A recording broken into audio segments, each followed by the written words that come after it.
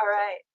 All Okay, right. cool. So Yeah. you mentioned auctions, right? You want to be able, well, first you mentioned filtering so that anybody who's interested in viewing the art or collecting the art, learning more about the art, like they can just be directed to ACME, where the piece will be, minted on chain and on Bitcoin. So yeah, I mean, absolutely, we can make something like that work. And then if you're going to do one of ones, they'll all be one of ones initially, and then you decide if you want to do additions or not. And each addition piece will be followed by a .ed to signify that it is an addition, which is really cool because that's something I wanted. I know Morton Socks, feels strongly about it as well because I was like, man, I really want this to be like the physical world, where it's like a one of one masterpiece for the artist holds a lot of value, right? Like it's viewed as like, ooh, the original Van Gogh, the original Maximilian, So it is that one of one masterpiece. But, sometimes collectors don't have, hundreds or thousands or tens of thousands of dollars to spend on a piece. So let's offer additions, let's offer copies, and where the artist has full control of that and how that works. But the pieces are also separated by that .ed to signify, okay, cool, this is an edition, this is a copy of the original, right? And those can be sold separately from the one of one. So then you mentioned auctions, and again, as easy as we wanted it to be for the artist for the 3-click minting, we wanted the same option to be there for your auctions. 3 clicks and your auction's going, right? Like it's very few things to just select for your auction and then get it going. So if you want to set a reserve, you set a reserve. If you want to decide, if you want to start it immediately, start it immediately. If you want to decide that it should start on X block, you start it on X block. How long do you want it to go on? How many blocks, Bitcoin blocks do you want this auction to run? You get to decide all that. And if you don't want to get super complex with it, that's totally fine. Start it right away and then have it end for the maximum amount of blocks that it can run. And then you decide again, do you want to reserve? Do you not want to reserve? And when the auction ends, it will auto execute in a decentralized, permissionless way, no middleman. We're not going to hold your art.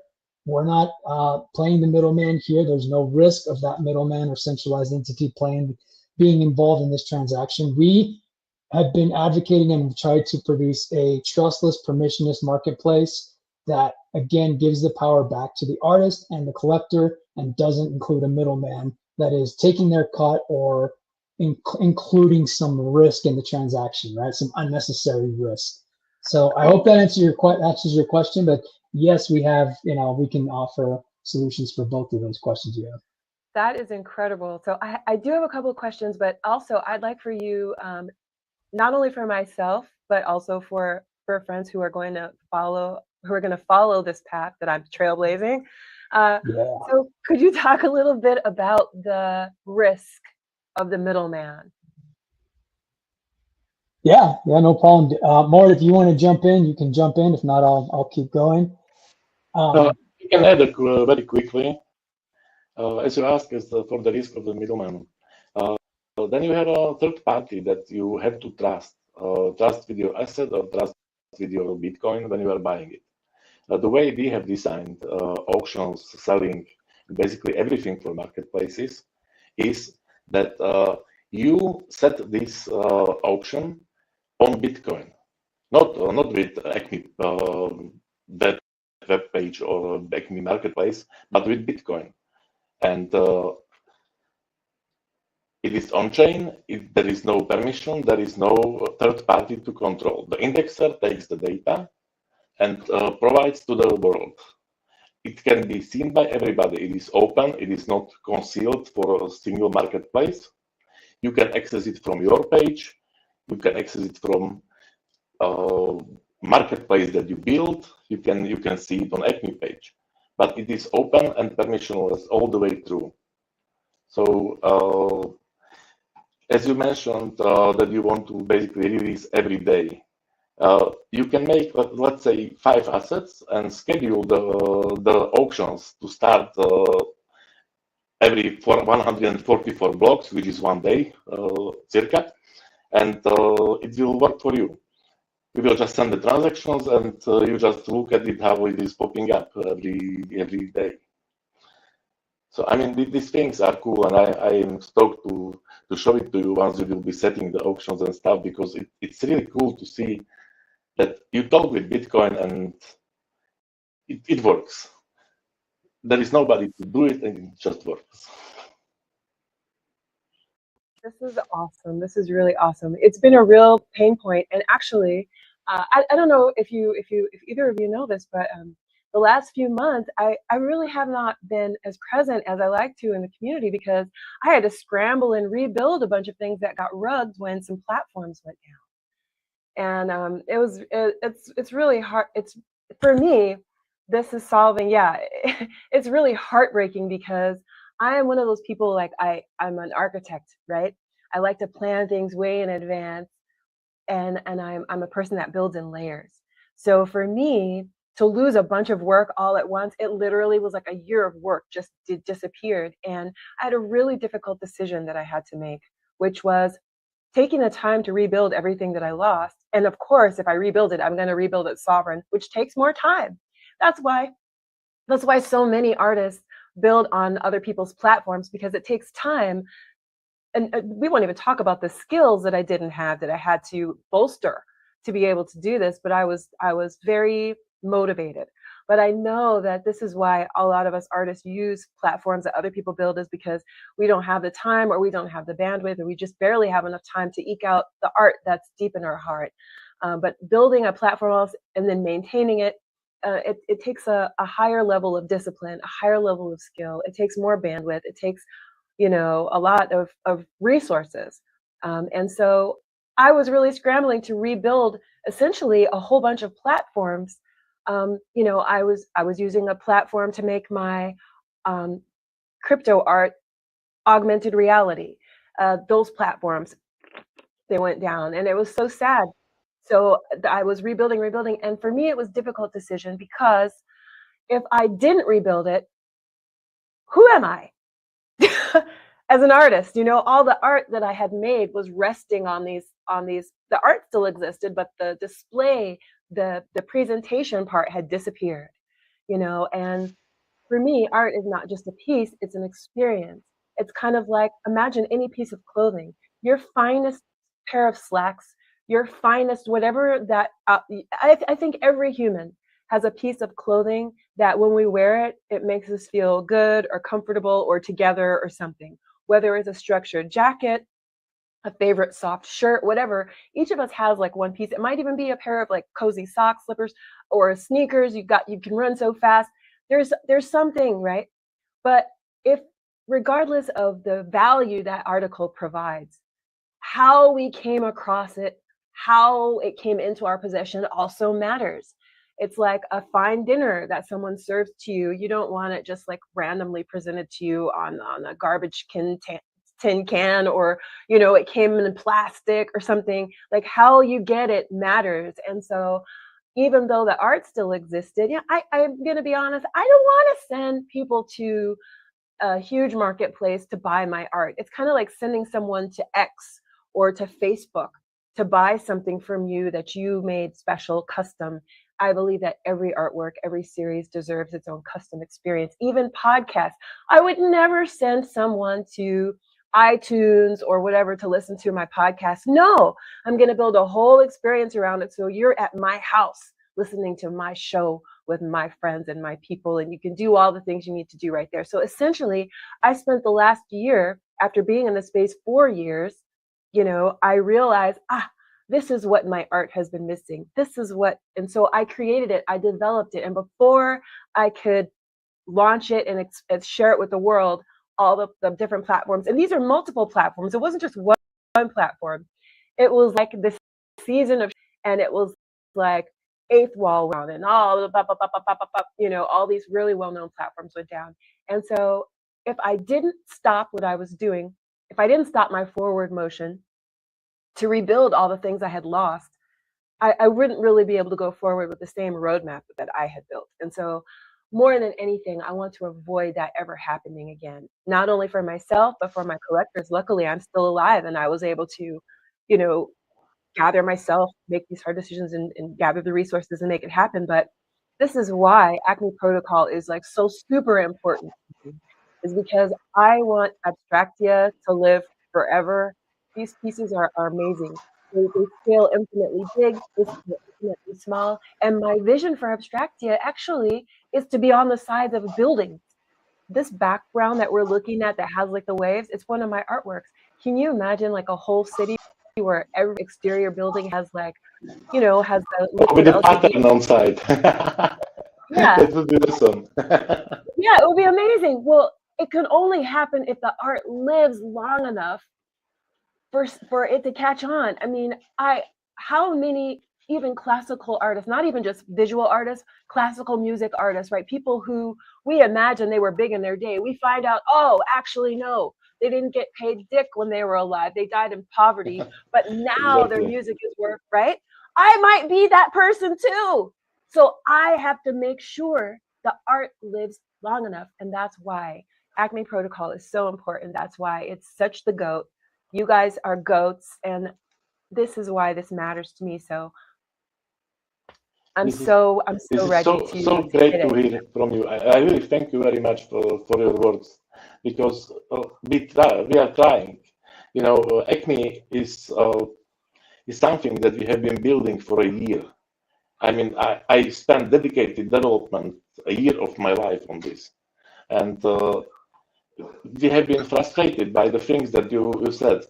Platforms are popping out like disappearing, and even okay, as you said, art stays. You can find the art, but you don't have the context. You don't have all the connections, and that's why we came with the Cortex on-chain solution for metadata and connections between things, because it's not just the art; it's also the context of it. Who made it, why it was made, and I don't know who collaborated with you, and you know when these things disappear, it is such a shame and such damage to culture. I mean, yeah, You. it's so cool to have you on. I mean, they will make some crazy things. I can see it already. Yes, I'm excited. I'm excited. Well, okay, so I've got my HTML file. It's ready, and I know from the documents and from our previous conversation, you said that there was 4 different ways to put art on Bitcoin. Is it right? Through Yeah. art. So going back, like it's such a breath of fresh air to hear an artist. Really quick before I get into that, I just want Well, to take touch your on what you're time. Take saying your because it's time. so important. Yeah, take your Yeah, time. I mean, I want others to hear this, right? Because you're somebody who gets it and understands the reason behind what it is we're trying to do. Is it's like I feel like there are some hurdles. There's like some pain points as you transition from the physical world to the digital world. And I say like there's an equivalent of in the physical world your gallery, your canvas, your paintbrush, your paint, and that's all very important to an artist, right? A painter, they study these things in school, or if they didn't go to school, they study it on their own. They find their own sources and ways to learn all these things, but like I think it was an analogy that I used, or it was an example I gave of like, you wouldn't be commissioned for this beautiful painting and choose printer paper and $1.99 Crayola paints, water paints, right? Like you wouldn't do that shit. No, you wouldn't go grab chalk if somebody commissioned you to do this beautiful mural outdoor on the side of their restaurant, right? Like you wouldn't do that because you study the materials and the methods that you're going to use to create this art piece. There's an equivalent of that in the digital world, and any artist, in my opinion, has an obligation to learn how and where and why they're putting their digital art, where they're putting that art if they're going to sell it. If you're not going to sell it, do your thing. If it's a creative outlet for you, you just want to express yourselves in a digital way, do your thing. But if you are going to sell it and you do have collectors, give them the respect of understanding those digital materials or digital methods that you have to put it on the blockchain, right? So one of the things we wanted to do, which I'll get into centralized indexing later, but I wanted to touch on your question of the 4 methods that we offer. And one thing that we noticed, because Mort has 10 plus years in crypto, Socks has 10 years in crypto, I have almost 8 years in crypto, and we've all spent several years in the Bitcoin ecosystem in general. So we've seen everything like, okay, like I love this about this protocol or this community, but there's these opportunities that we need to fill, right? And there's so much in the Bitcoin ecosystem because it's so young that we can improve. And that's what we're trying to do with ACME. So it's like give the artists options. If they want to go on chain, we're huge advocates of going on chain, because if you don't go on chain, there's risk of losing the art like you guys were talking about, right? If it's sitting somewhere in AWS cloud, or it's sitting somewhere linked to, you know, a link that eventually breaks, or AWS cloud, or whatever cloud service you're using goes out of business, that art is gone. And then it becomes the token is the art sort of scenario. It's like you're left with this token, but there's no data, there's no art attached to it. It's just a token at that point. So give the artist options. We offer 3 on-chain options. There's the UTXO method, which is extremely expensive, but it puts the data on every single node, which you're going to really upset the maxis if you do that, because it's extreme spam. And it's really, you know, it is asking that every single node hold the data to that art that you're putting on Bitcoin. And then we have witness data, which is commonly used by ordinals, but it's not an ordinal specific and exclusive thing. But there's witness data and op return, which are not on every full node, but they're still on chain, and that data will always be available on Bitcoin somewhere. Not all nodes will carry that information, but if you're willing to take the trade-off of not having that data on every single node, but you know it will live on chain forever, and you want that discount for going witness data or op return, those are the second and third options. The fourth option is an option for somebody who does animations or MP4s or highly detailed art, you know, high resolution photography. Like, we have a bridge to Arweave as the fourth option, and that's a way where maybe it's not on chain. The creation of the token that is connected to the data, that's fully on chain. The connection to your on-chain profile, that's fully on chain. But the data itself will live on Arweave, which we believe in Arweave and what they're trying to do. If you study them a little bit, they're huge advocates of decentralization and removing those central parties in their indexing, in their gateways, in the data itself, and creating true permanence and decentralization. So we chose them as the fourth option, which is a more economical option. You can get a piece on ACME for 20, 30, 40 cents and play in the Bitcoin ecosystem by bridging to Arweave. So if it's your wallet that you're, the amount of you're going to be on a budget, or it's the type of art that you create, there's that fourth option of Arweave. So yes, 4 options to put your art on Bitcoin and be a part of the ecosystem. That is so interesting. Okay. So I have a question. So,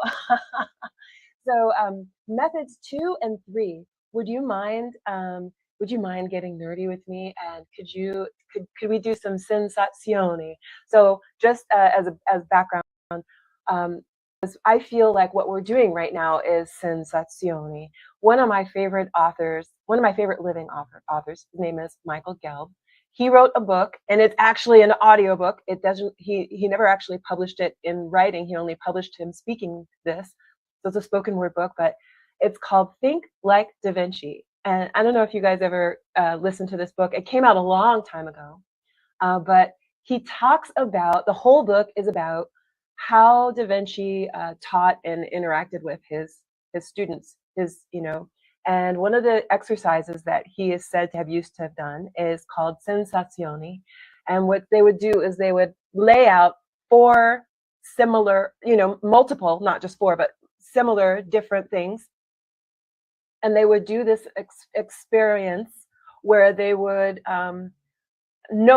discuss the differences between them, not to say, this is better, this one's worse, but just to appreciate the differences between them. So I guess what I'm really asking, can we sensazioni between the 2 and 3 different methods that you mentioned, number 2 and number 3? Yes. Go ahead, Mo, you want to take it, or? Yeah, I can take it. I mean, method 2 is OP literal, and method 3 is witness data, right? So OP literal is something that is designed to carry data on Bitcoin. Originally, it was 83 bytes, like very, very, very tiny. You can put like 80 characters into it. and over. Now, with the version 30 of Bitcoin, we have 100 kilobytes of OP return data. So this data can be used for whatever you want. It's basically approved by Maxis. It's accepted, let's say, or tolerated this way. It's the middle ground between UTXO and Witness in when we are talking about costs. There is no discount for the data itself, but you don't burn any dust, which is compared to UTXO settings. So it is cheaper. Option number 3, Witness, has, as I said before, 400 kilobytes limit for the data. And on top of it, it has a 75% discount on the cost of the data. So when you put 400 kilobytes, you pay 400 kilobytes, which is, I mean, really cool. But the drawback is this data is often being pruned from the node. It doesn't live on more than like 5% of the Bitcoin nodes, and that's considerable thing if you are looking for real immutability and an accessibility of the data. So like, what would that mean, like, for a collector? Like, how sometimes there's like a notable difference in the way that something is happening on the back end, but like, how does that affect the artwork for the collector? Does that mean that sometimes it won't show up? Like, what are the differences experientially for the collector? So I'm fully understanding when I'm making these really important decisions. With all the first 3 options, UTXO, OP return, and Witness, if there is Bitcoin node, it will be accessible. That is not a problem. This data is basically always accessible because it lives on chain. There might be kind of issue with Arweave because you are relying on third-party service again, which is decentralized. These guys are doing a really great job. I mean, they are doing for like permaweb and decentralized storage. They are doing the cakes work really. But it's still we experience outages there. We experience gateways down because it's the nature of thing. They don't have 47,000 nodes as Bitcoin. It's different, but the price is also radically different. So you have these things you have to juggle when you want to do it. But with all the first 3 options, you get the certainty your artwork will pop up and it is preserved. It differs only with, as I said, the nuances between it, the size constraint, what you can put, and first option is the most secure. I mean, it's permanent marker on glass. You can't get it away. There is no way it disappears. Witness can be pruned, so it can disappear from some of the nodes. Yeah. So let's talk about that, because I really want to have clarity. I want everyone to have clarity too. So yeah, sure. When it's pruned, right? What does that mean experientially? So let's say I'm a token holder. Let's say, right? So if it's pruned, what shows up when I go to look at it? When you are, let's say, on ACME page, ACME is connected to the full node, which is not pruned by design. It is set up the way it will never be pruned, so it will always hold the data. But from all the Bitcoin nodes, there is just around 5% of such nodes, because it's now around 1.3 terabytes of data and growing up. So in some years, there won't be too many people capable of running a Bitcoin node because of the bloat that is going with it. So let's say now it is completely the same with Witness data and UTXO and OP return. But in 10 years or 20 years, when you will need a whole data center for to just store the Bitcoin blockchain, you won't have 5% of the nodes running it. You will have like 1% or 0.5%. I don't know. I mean, it will never disappear completely, but it can get to a point where those who are having the data will charge you for it. Oh my gosh. I mean, it's science fiction, but a real one. Oh my God. So I have an analogy. yeah, go ahead, HP. Okay, thanks. So sometimes, like when we're explaining this, it can get really technical. But to try to help people understand the difference between UTXOs and then opportunity witness, I think of it like ATMs at a bank, right? Like, so let's say there's two different banks, and you're trying to decide, okay, where do I want to put my cash? And one bank says to you, okay, you can bank with us. You're going to pay full price for banking with us, but you'll have access to your assets or your cash, in this case, on our entire network of ATMs. We have 10,000 ATMs across the world. Okay, so you get access to your cash on all 10,000 ATMs, but you pay full price for banking. The second bank says, hey, we'll offer you a discount. We have two different tiers. Think of it like maybe Witness and Opportune. Witness offers a 75% discount, right? 75% discount on banking, that's going to appeal to a lot of people. That's a significant discount. But for the network of 10,000 ATMs that we have globally, we're only going to allow you to access your cash on 5% of those ATMs. Are you good with that? Yes or no? So that's a question that you have to ask yourself. For that data, for that particular piece, does it mean so much to you and possibly the collector that you want that living on every single full node? If you do that, you're going to pay handsomely for that. You're going to pay a lot to get it in the UTXOs. All right, now what's a lot? This is that conversation I like to have with my rich friends, because the answer is always different. When someone goes a lot, you gotta go, wait a minute. What's a lot? Okay, so for example, so this artwork that I brought, one of the artworks is 22 KD, right? So what's a lot? Mm-hmm. So if you were to put that in UTXOs, I want to say that's probably going to be in the $200 to $250 range. More, if I'm way off, let me know.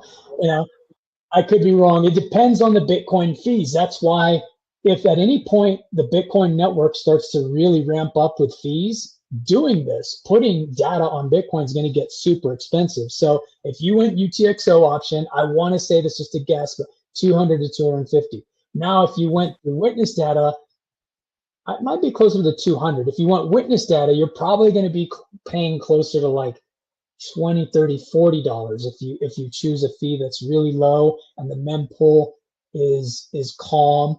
So you can get something like that on chain really cheap with witness data and Opportune. But with UTXOs, if you want that data on every single full node, you're going to pay quite a bit for it. So that's the analogy I use as the ATM analogy, because it's really a personal choice. Like, where do you want that piece to live on the Bitcoin network? Because it can get very expensive, or you can get a discount, but it will always be there. It will always be on chain.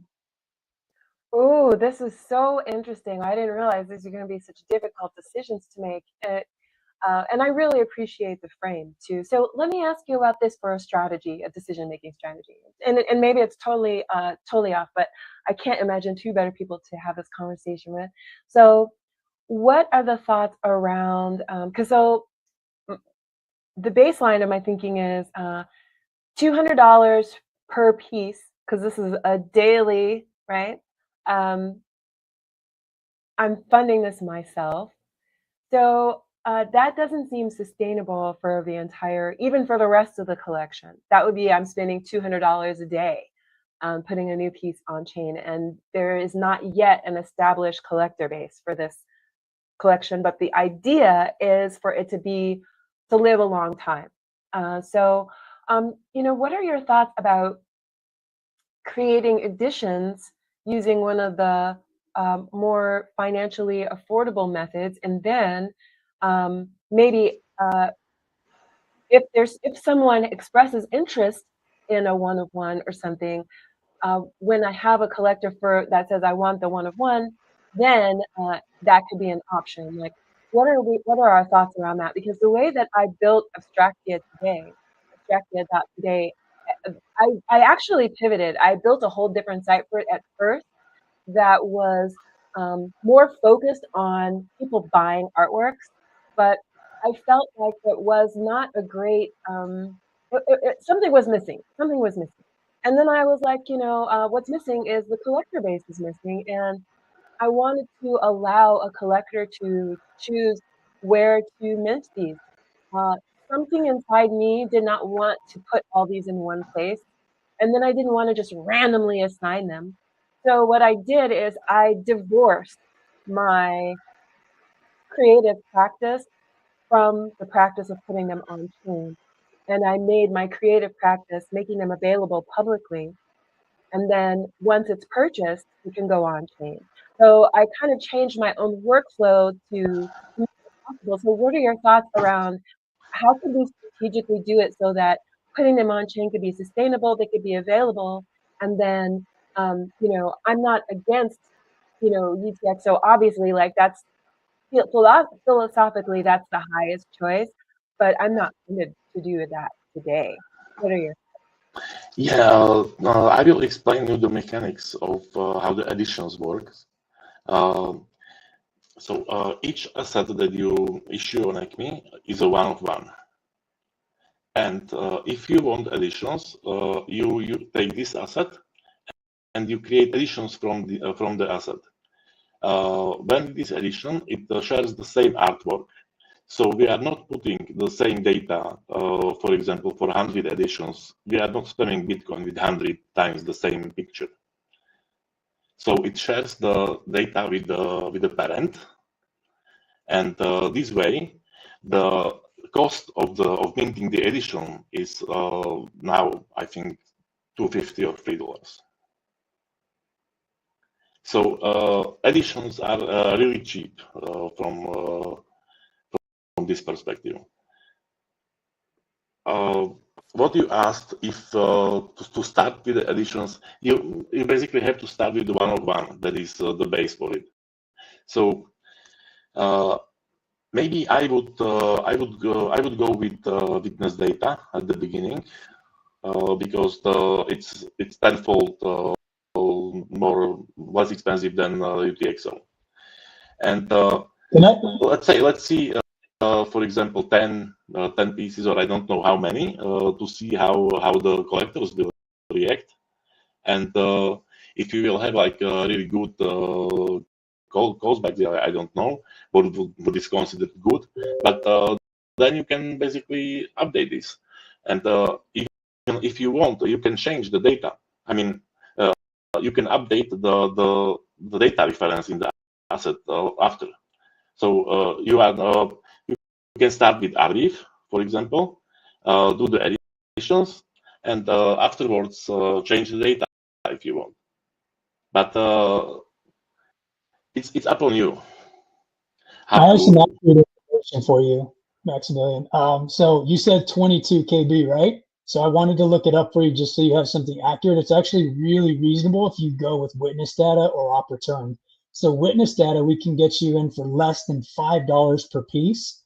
For op return, we can get you on chain for just over $18 per piece. So I think that, I mean, if less than $5 for a witness data is really good. But like Mort said, unless you lock it, because if you lock the description, then you can no longer change the art, which is nice. I mean, before you sell it as a one-of-one, you probably want to lock it. I'm sure the collector wants it locked as well, so that the data or the art can never be changed.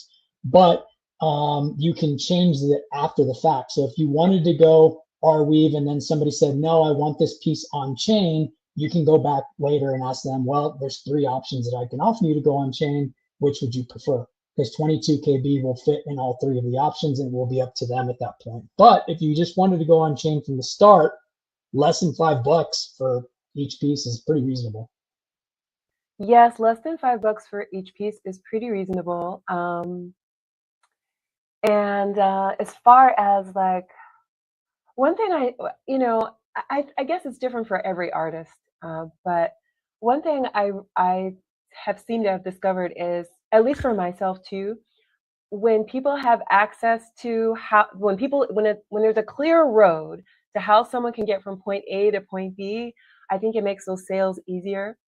And I guess I was envisioning something like, if I create editions and someone has to hold an edition to request a one of one, right?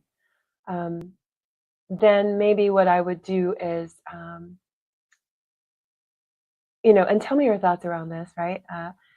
Maybe I would create a special one of one based on that edition that could be inscribed in the way that, in the forever way, based on, I mean, like, I guess the only step up would really be UTXO. Otherwise, like, what would be the point? Am I right, or am I getting this right? Someone could, like, so I guess what I'm envisioning, I'm always standing in the consumer. That's always where I start. Is I start off imagining myself as the consumer. I'm minding my business, and someone goes, "You got to go to Abstractia today," right? So I go on there, or some person I know sees some beautiful colors that they know I'll love, and they send it to me, and I go, "What the fuck is this? Oh my God, I love it!" And I go, "Well, I've got, I'm not sure," and maybe we'll talk about this, pricing and what you've seen be successful. But let's say I look at the piece, I go, "Oh my God, I love it. I really would like to own this." So I'm on Abstractia today right now. But Maximilian, has put this piece already on chain. I spent $5 and I put it on there. Okay. So there's a button that they can press that's going to now take me to ACME, where I can inscribe the piece and make it my own.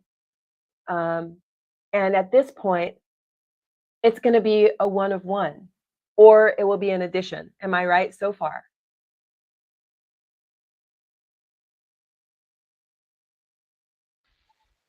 Mart, you want to take that one?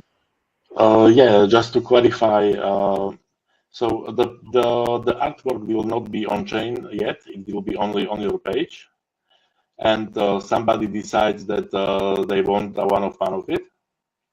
Well, I would have to put it on chain first. Like if I spent the $5 and I got it on, right? Yeah. Okay. So then I would have a button. So, but like if I do that, they have to go to ACME to actually get the piece. Is it correct? Not really. Not really, because let me explain this way. So you mint your first for $5. You mint your witness data artwork, and doing editions on ACME means that you open the edition mint on chain. You specify how many there will be, you price whatever. You can price it in Bitcoin, in ACME, in your token that you decide to make. We are also providing artists with the opportunity to make their own fan tokens and all this stuff. So related to this, yeah, and. So you create the open minter, and if somebody wants to buy the edition, it doesn't exist, and they use the minting solution for it. They just click one button, mint one piece, and they will get the freshly printed copy of their artwork. And if they decide they want the one of one that you have created, you have that in your wallet already because you have created it. And the editions are different assets, basically. So if somebody wants to buy the one of one, you have it. They can send you on ACME on-chain offer for it. So everything is taken care about from this perspective of buying from people. And why I said that you don't need to be on ACME is that we are providing full API for everything. So you can basically make it on your page. Yes. What? Yes. Oh my gosh, that is ideal. Because I was saving that question to the end. Now, how can I do it from my experience? So we can use the ACME API, and they can. So what I like to do is when I have like experience, I like a center modal to open up on the page. So like, am I getting this right, that I could integrate the ACME Protocol API, and when someone's on Abstractia today, they can be like, oh my God, I love it, I want it, and they can tap the button, and that button says, make it yours, boom, and it opens up the modal, and they can inscribe, and it can happen via the ACME Protocol API. It can just happen all right there. Yes, you can with each you can offer the one of one, and you can offer the edition mint at the same time. You know, it just pops up with your artwork on the flip side, or I don't know how you present it. You know, there is the whole world how this can be done. But the the ACME page is using the API exclusively. There is no nothing else, just this API. So building that for you on your page, I mean, come on, it's software. Yes. I mean, I built the whole Abstracted today. Like I built all that myself, so I'm feeling pretty strong. Yes, yeah, you know that. You know how it works. So that will be easier, you know. Yeah. Now, there's one thing I have to get some clarification on, not only for myself, because I just want to make sure that I totally get this, but also for my other friends, because so in the past, and the only first time I've seen this change is actually with ordinals. So I want to just get some clarity around this. So like in the past, I've never known editions and one-of-ones to exist simultaneously. So can we talk about that a little bit?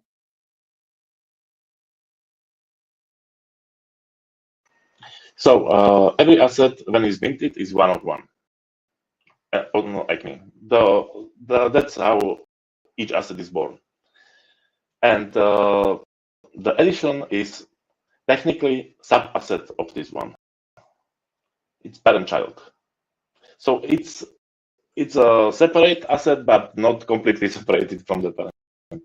There is a clear path that this is my asset and this is my asset.ed for edition.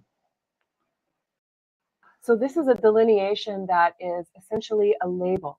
Unlike in traditional art where it's like, there's like some difference. It's like, well, the original is on canvas, it's done in blood and paint, and then the editions are a poster, it's done on paper with ink. And there's like these two differences, like in the traditional world, like that's kind of the one-of-one versus editions that we're kind of used to. And so am I correct in my understanding that in this format, the difference is in name? There's a Yes. paper trail that says this is the original and this is an edition, Exactly. but the asset itself, it looks the same. Is that Exactly. Right? Sweet. It's like when you are artist, you are making I don't know, copper plate or a lino cut. You have the plate. Plate is the one-of-one. It's yours. It's the original, and the 100 editions are the prints. So it's clearly this distinction of. Yes, I totally get that. And, yeah.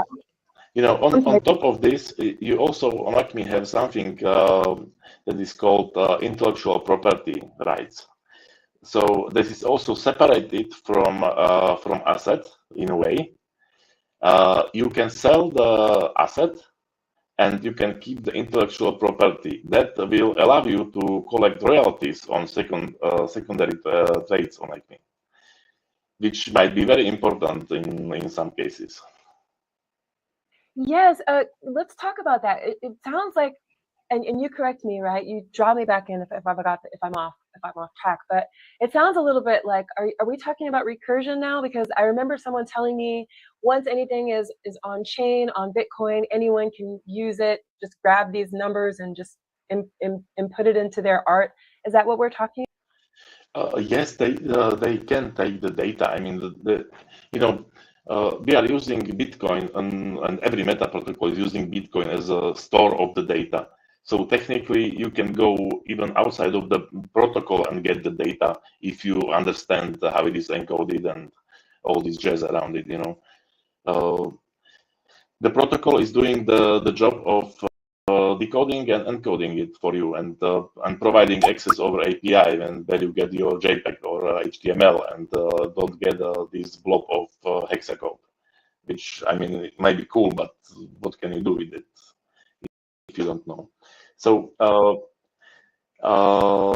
what ACME provides is basically the paper trail for the provenance, and it is telling exactly that on this block, in this transaction, this address, your Bitcoin address, created this asset with this name. It is stored here, and all this provenance information, it is clearly in plain English saying that Maximilian created this asset at this point. Yes, that matters a lot. What's on your mind, HP? This is like the perfect opportunity to inject centralized indexing. I have to say it. Yes. Tell me the long version. Tell me the long version, because I really, really want to get this. I know that a lot of times when people start talking technical stuff, they want to like hurry through it, but please don't, because I'm sucking on every word. So yeah, lay it. Cool. Yeah, and I have a stupid analogy I'll throw in too, just because I think they're fun and they're easy to understand for some people. So centralized indexing is like a whole nother threat to this ecosystem, and it's not just a Bitcoin thing. It's like digital art in general, that if we don't start fixing some of these things, you're going to continue to see a lot of issues that you're seeing, like Magic Eden dipping out, and Foundation, and Known Origin, and all of these platforms that have just blown up and disappeared. And sometimes art has gone with them, sales history has gone with them, collection information has gone with them. The art itself disappeared because it was linked using cloud or IPFS, and it hasn't been pinned, and blah, blah, blah. All these reasons that these platforms disappear, right? And centralized indexing is a big problem with that. And we are the only protocol that is focused on trying to decentralize the indexing. So what does that mean exactly? Like Mort was talking about, with the data being on chain, and then like, yeah, sure, if you create something, Maximilian, on Bitcoin, I can go find that data. I can use that data to recreate the image or the art, and then I can go do whatever I want with it, right? Anyway, I hate that so much. I hate it. I know it's just something you have to deal with it living on a public blockchain, right? Like it's just one of those things that you have to kind of accept. However, there's a couple of things that we can do, and that we are doing it as ACME, like the IP rights to it, right? You have the rights to that data. Information is on chain. You control the wallet that controls those IP rights. Okay, so that's one. Mort got into that. The second one is decentralizing the indexing, which is connected to ownership and token creation. So what does that mean exactly? Because the analogy I like to use, which side story here, I was just on a spaces with Ella and Peng. If anyone knows Ella and Peng, they're huge advocates of on-chain. They do a lot of stuff on Ethereum, but they've played on Bitcoin and other blockchains as well. But they're huge advocates of on-chain. And I had a big conversation with them live on a spaces discussing centralized indexing, because it is an equal to threat of as on-chain is, right? Like if you don't have your art on-chain, it could disappear at any point. But if you're playing with the protocol that's using centralized indexing, it's sort of like, I'll go back to the bank analogy because people seem to usually get that one. It's like if you decide to give a bank your 200K in your checking and your 100K in your savings account and your entire 401K, right? If you move to that bank and they have your cash, let's say they have your 200K, right? And they give you a debit card that says this debit card is connected to that 200K. That's your ownership of that 200K. Ownership. Exactly, that's your ownership. This tells you can log on to the app, you can see your 200K, you can use this debit card to access your 200K. And let's say that's just a little regional bank that Mort and I started, but things aren't going so well, so we decided to dip out, right? So rather than be honest, like we kind of take whatever assets are still left, and we take your money and we move to some island somewhere in the middle of nowhere where nobody knows, and we have your cash. that cash is still there, right? That cash is probably going to live on forever, just like the data on Bitcoin is on chain and it's going to live on as long as Bitcoin's around. But that cash is sort of mine now, right? Like I dipped out. You trusted me. It's totally yours, and all y'all have to do is flip the UI. It's happened to me before. I won't say which banks it is, but it's happened to me before with traditional banking, where I go to log on, it goes, "Whoops, we've encountered an error. Our bad. Try back later." Yeah. And so you guys can flip that message on at any time. You don't even have to go out. You don't even have to go to an island. You can just turn off the website. You have total control when you're playing with centralized indexing and centralized parties. Then you're giving them total control to manipulate the ownership and that ledger, everything, right? Like it doesn't matter if that data is on chain or that cash is going to live on forever. If I flip the switch, then that's my cash now, not yours, and it's no longer yours, Maximilian. So there it is. You know, that's just the way they do it. And to give you real examples of this, I won't mention the name, but the most popular protocol on Bitcoin uses centralized indexing. And if you're familiar with cursed assets, the reason you have cursed assets is on ordinals. I'm familiar with cursed assets. Please take us to the interior of the cookout. We're at the Bitcoin cookout now. We need to know all Let's do it. We'll do that. So basically, when you're creating assets and you're using centralized indexing, there may be, let's say there's just 4 or 5 indexers. In the case of ordinals, for example, there's the KCs, there was Magic Edens, they're gone. They're Unisat, Gamma, like there's multiple indexers, right? But those are all centralized parties doing whatever they want to do with that ledger, whatever they want to do with what the ownership is of the data that's on Bitcoin. So what happened with cursed ordinals was the indexer that Casey has was not speaking to the indexer that Unisat has, and some assets were created on the ordinals protocol, and they didn't have ordinals numbers or SAT numbers. They say SAT numbers, right? So they didn't know exactly how to handle this situation because some of the assets were created on one indexer were not created on the other indexer. So because they weren't created on the other indexer, then they didn't have a way of distinguishing between the two and giving them an asset number. So they said, shit, what do we do? Like, people are pissed about this. Why don't we just call them cursed assets and give them a negative number?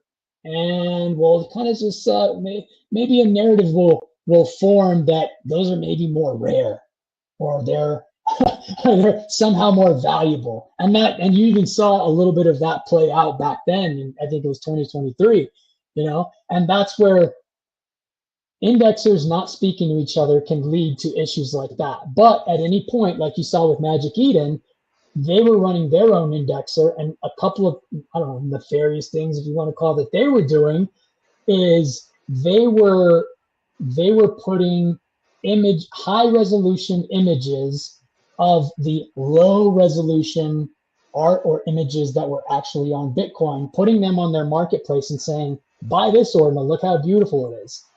And then when you get the ordinal, what's actually on chain is low resolution. And so they were doing their own thing. That's a centralized marketplace and a centralized indexer you're dealing with, right? So they were doing a little bit of that. Plus, whenever they dipped out, they took the listings, the sales history, the collection data, which is not on chain. It is on chain in ACME, by the way. But people were scrambling, artists were scrambling to try to figure out how to get their collection data back on Bitcoin, because they were creating collections through Magic Eden. And when Magic Eden left, they did it like kind of abruptly and just said, peace out. We're going to go do a gambling platform, so we're leaving. All that sales history, all that collection data, everything they were doing was just gone.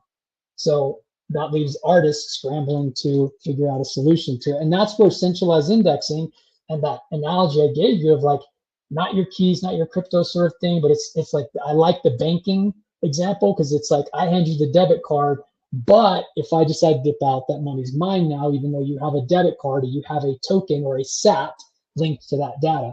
You know, if I'm the gatekeeper of ownership, that's a problem. So we're creating something called, we're focused on decentralized indexing, which would create a network where that data would live in a network, just like Bitcoin, right? Why is Bitcoin valuable? Or why is it the most appealing blockchain and distributed network in the world? Why there's tens of thousands of nodes running the network and holding the data?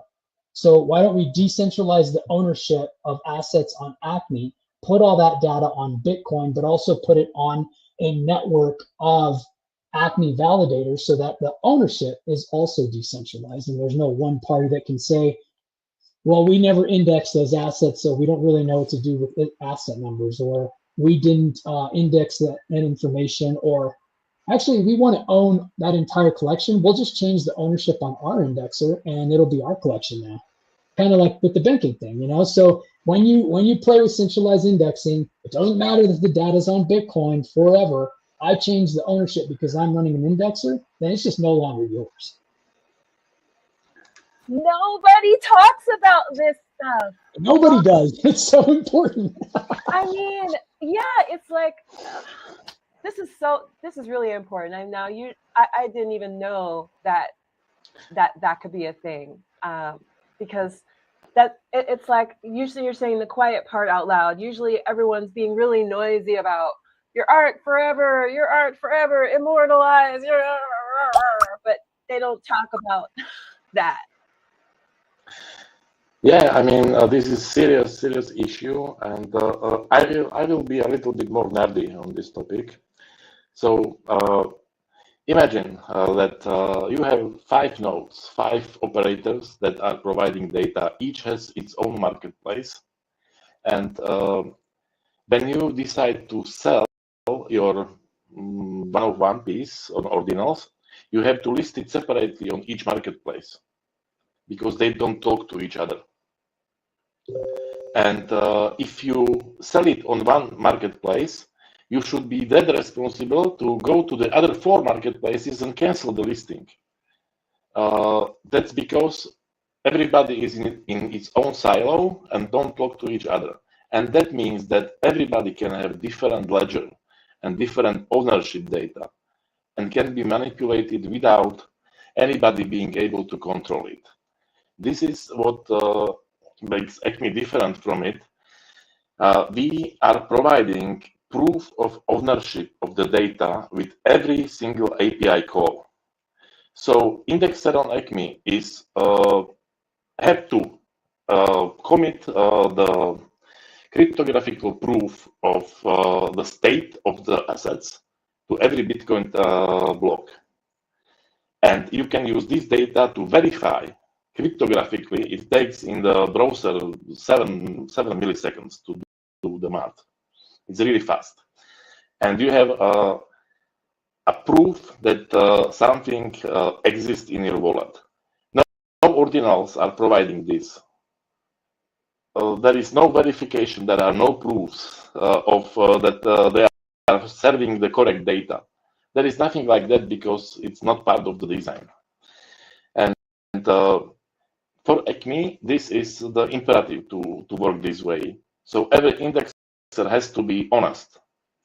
And with the growth that will come in ACME, every indexer will have to put the data that is actually calculated from transactions to put the hash on a Bitcoin. And then we will be able to see which of the indexers are honest. And ACME protocol will reward these honest indexers with real Bitcoin, with the protocol fees. Nothing of these things that I just talked is present in any of the protocols on Bitcoin. There is no coordination, there is no consensus in between operators.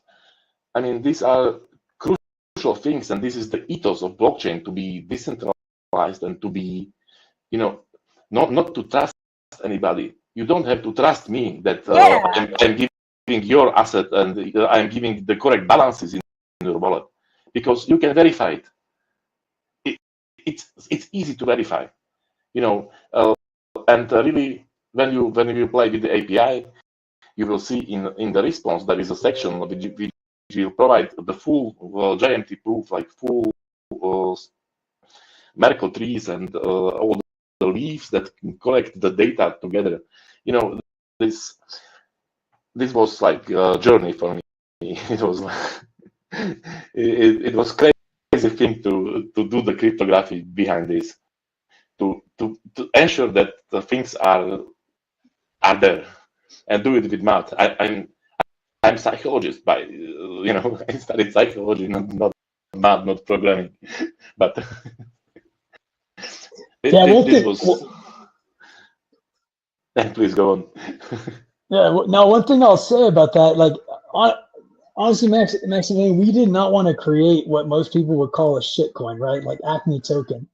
But we understood the problem with centralized indexing, and in order to get an entire network willing to decentralize all of this data and the ownership of the assets on ACME, that was the only solution we could come up with, is the ACME token. So initially we didn't want that, but we thought, how could we?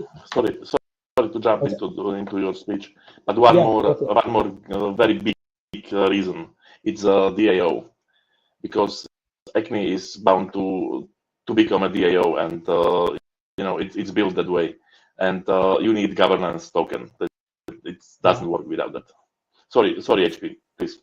No, I'm glad you brought that up, because it's a huge point too. That's how the DAO will be governed, and how decisions will eventually be made through the token holders, right? That will be staking and making decisions in the future. Yeah, will you talk about the token? Tell us more about that. I was going to ask you about that. So you're right. You're right there. Tell us. I'll let Mort go after I make this point, so he can get into more of the details of the token. But the reason, like a big reason, is so that we could decentralize the indexing. But what's really cool, we wanted to do something different, because I know that a lot of people that are very tech savvy and have probably done staking in crypto, whether it's staking your Ethereum or your Solana or whatever shitcoin, right? Staking is something that's very big and very popular in the crypto world. Your degen token. Your degen tokens too, right? So we were like, okay, they'll stake, and the biggest advantage we're going to have is they're going to help decentralize ownership, right, and decentralize the indexing. But instead of, which almost, I don't know, probably 99%, if not 100% of protocols or projects out there, when you stake, pay you in the native token. So it's like, if it's a shit coin that nobody's heard of, if you're staking, you're going to get paid in that. Solana and Ethereum, you get paid in Solana and Ethereum, which is a little bit different because there's a lot more liquidity for Ethereum and Solana. But there's plenty of other projects where you will stake, and if you get paid in that native token, the liquidity there is nothing. It's almost just non-existent. So let's say you're this whale who put, I don't know, 100,000 into a project, and then it blew up a little bit, and you're staking it, and you're earning rewards. I mean, let's say you 5x your investment, you're now at $500,000 because that token has gone up and you've earned quite a bit of rewards. Can you actually sell all of those tokens back for that $500,000? No, there's no liquidity for that. Almost no project has the liquidity they need to allow a big whale to sell those tokens, right? And take advantage of, well, I staked my tokens, I took the risk, now I want to sell them. Sorry, there's no liquidity. Unless you're on Ethereum or something like that, maybe Solana, you're not going to be able to sell all those tokens. So we are rewarding in Bitcoin. Who doesn't want Bitcoin? It's the most liquid. It's more liquid than Ethereum and Solana, right? So to help decentralize the network, as a validator and a staker, you will be earning Bitcoin that comes from the platform for being a good actor and helping decentralize the protocol and the network. This is amazing. This is so amazing. Listen, you know what? I like a couple years ago, going back a couple years ago, a longtime friend of mine, he started working on his vision of a Bitcoin marketplace. And, we would talk about the different iterations as it was coming along. And one of my big pain points, because I'm going to always keep it real, especially, I'm too arrogant to lie to anyone about anything. Because to me, when you tell someone a lie, it means I'm afraid that you won't like me if I tell you my truth. And I'm just not, you know what I'm saying? But especially, you know, if someone's a complete stranger, I might weigh like, well, you know, do I owe them this truth? How expensive is it going to be for me? But when it comes to my friends, I'm always, especially if they ask, I'm always very honest, because I want you to be successful. I want you to be successful. And if I withhold my wisdom, you know, I'm not investing in you my truth so you can be successful. This was my big pain point that I talked to about.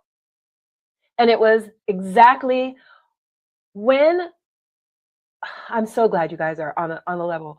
When people create platforms and they make it so that you're spending a stable coin, I consider Bitcoin, you know, like a stable coin. It's, you know, when you're spending like Bitcoin and then you're going to pay in a coin with no liquidity, like to me, that's a huge disconnect for me. That is just not like, I want Bitcoin, and that is the draw, especially, you know, there's still so few, if you look at it worldwide, and certainly the number is only growing and it's going to continue growing over time, but certainly like we artists, we want to draw people in who are not already in the ecosystem. We got to bring them into the ecosystem. And if I am saying, because my promise is I am bringing people into Bitcoin through art. People who are doing well, like people don't need like an extra complication in their life. You know, people are using dollars. They're going to keep on using their dollars. So we got to give them a really good reason to convert some of those dollars into Bitcoin. You got to do all this education, jump through all these hoops. You got to get a special notebook, got to get a special pen, got to do all this stuff. You know, it's got to be worthwhile. And one of the big draws for crypto art is it can appreciate in value, but that's only true if the value is tied to the OG asset. And I'm so grateful that you guys are on the level, because I really wanted to support some of these other projects, but I felt like they were doing Mickey Mouse with the coin thing. And so this is like the best news ever. So I'm curious, so like to be a node operator, how does one like get in on even a deeper level? Because obviously, you know, I've heard the story, right? If you, and I'm not saying anyone should do this, but like, you know, if you eat McDonald's French fries every day, you should own stock in McDonald's. You know what I mean? So, so like for someone like myself who really appreciates the protocol, and I want to contribute to this, especially if I'm putting art on here, you know, how could I more deeply serve the interest? How could I be a ACME Protocol node operator? Yeah, so this is going to be a little bit longer answer because I need to explain things. We have a path to decentralization. That means that we started as a foundation. It's us three founders, and we created the thing. We are creating it. It's still a process. It's already good working, but there is still a lot of work to do. And for the time being, as we are the foundation, we are running the indexer. You basically have the same as with all ordinals. We have a single point of truth. Difference is we provide proofs of our work with everything. Okay, this should move to second stage, which is a federation stage. Federation stage is where there is a group of selected indexers that first of all have enough big stake in ACME token, because you have to get it somehow, and that's the reason for the token. Because if you want to basically contribute to the protocol, you should have your skin in. And you know, for not being honest, you can lose your part of your stake because it's slashing, basic slashing. Because if you are a malicious actor, you will pay for it. It's as simple as that. Yeah, exactly. Yeah, and so we have the federation stage. At this point, there will be a multi-signature wallet that will govern the money. the ACME that was pre-mined for the foundation, for the DAO and everything. And at this stage, also the first governance will pop up, because we expect that initial distribution will be done and staking will be already working, or not working, enabled, because we enable staking after we distribute 30% of the tokens. That's I don't want to start it now, because then somebody who bought for I don't know $100 will will get like I don't know 10 million% API, and not a good idea. Yeah, but okay, let's get back to the path. We are in the federation stage, so it would be 5 node operators. Every node operator will be required to run a Bitcoin node, to run several different dependencies, like an indexer for addresses, which is called Electrum, and some technical things. For this, it will be provided with most likely with Docker images, so you download it and it installs itself. You just put the correct parameters in.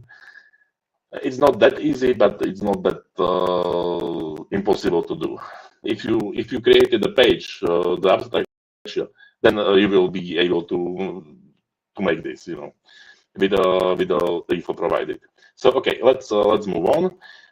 We have matured. It's 12 to 18 months now, and the software is in a status where we can do one crucial step, and that step is called open set of indexes.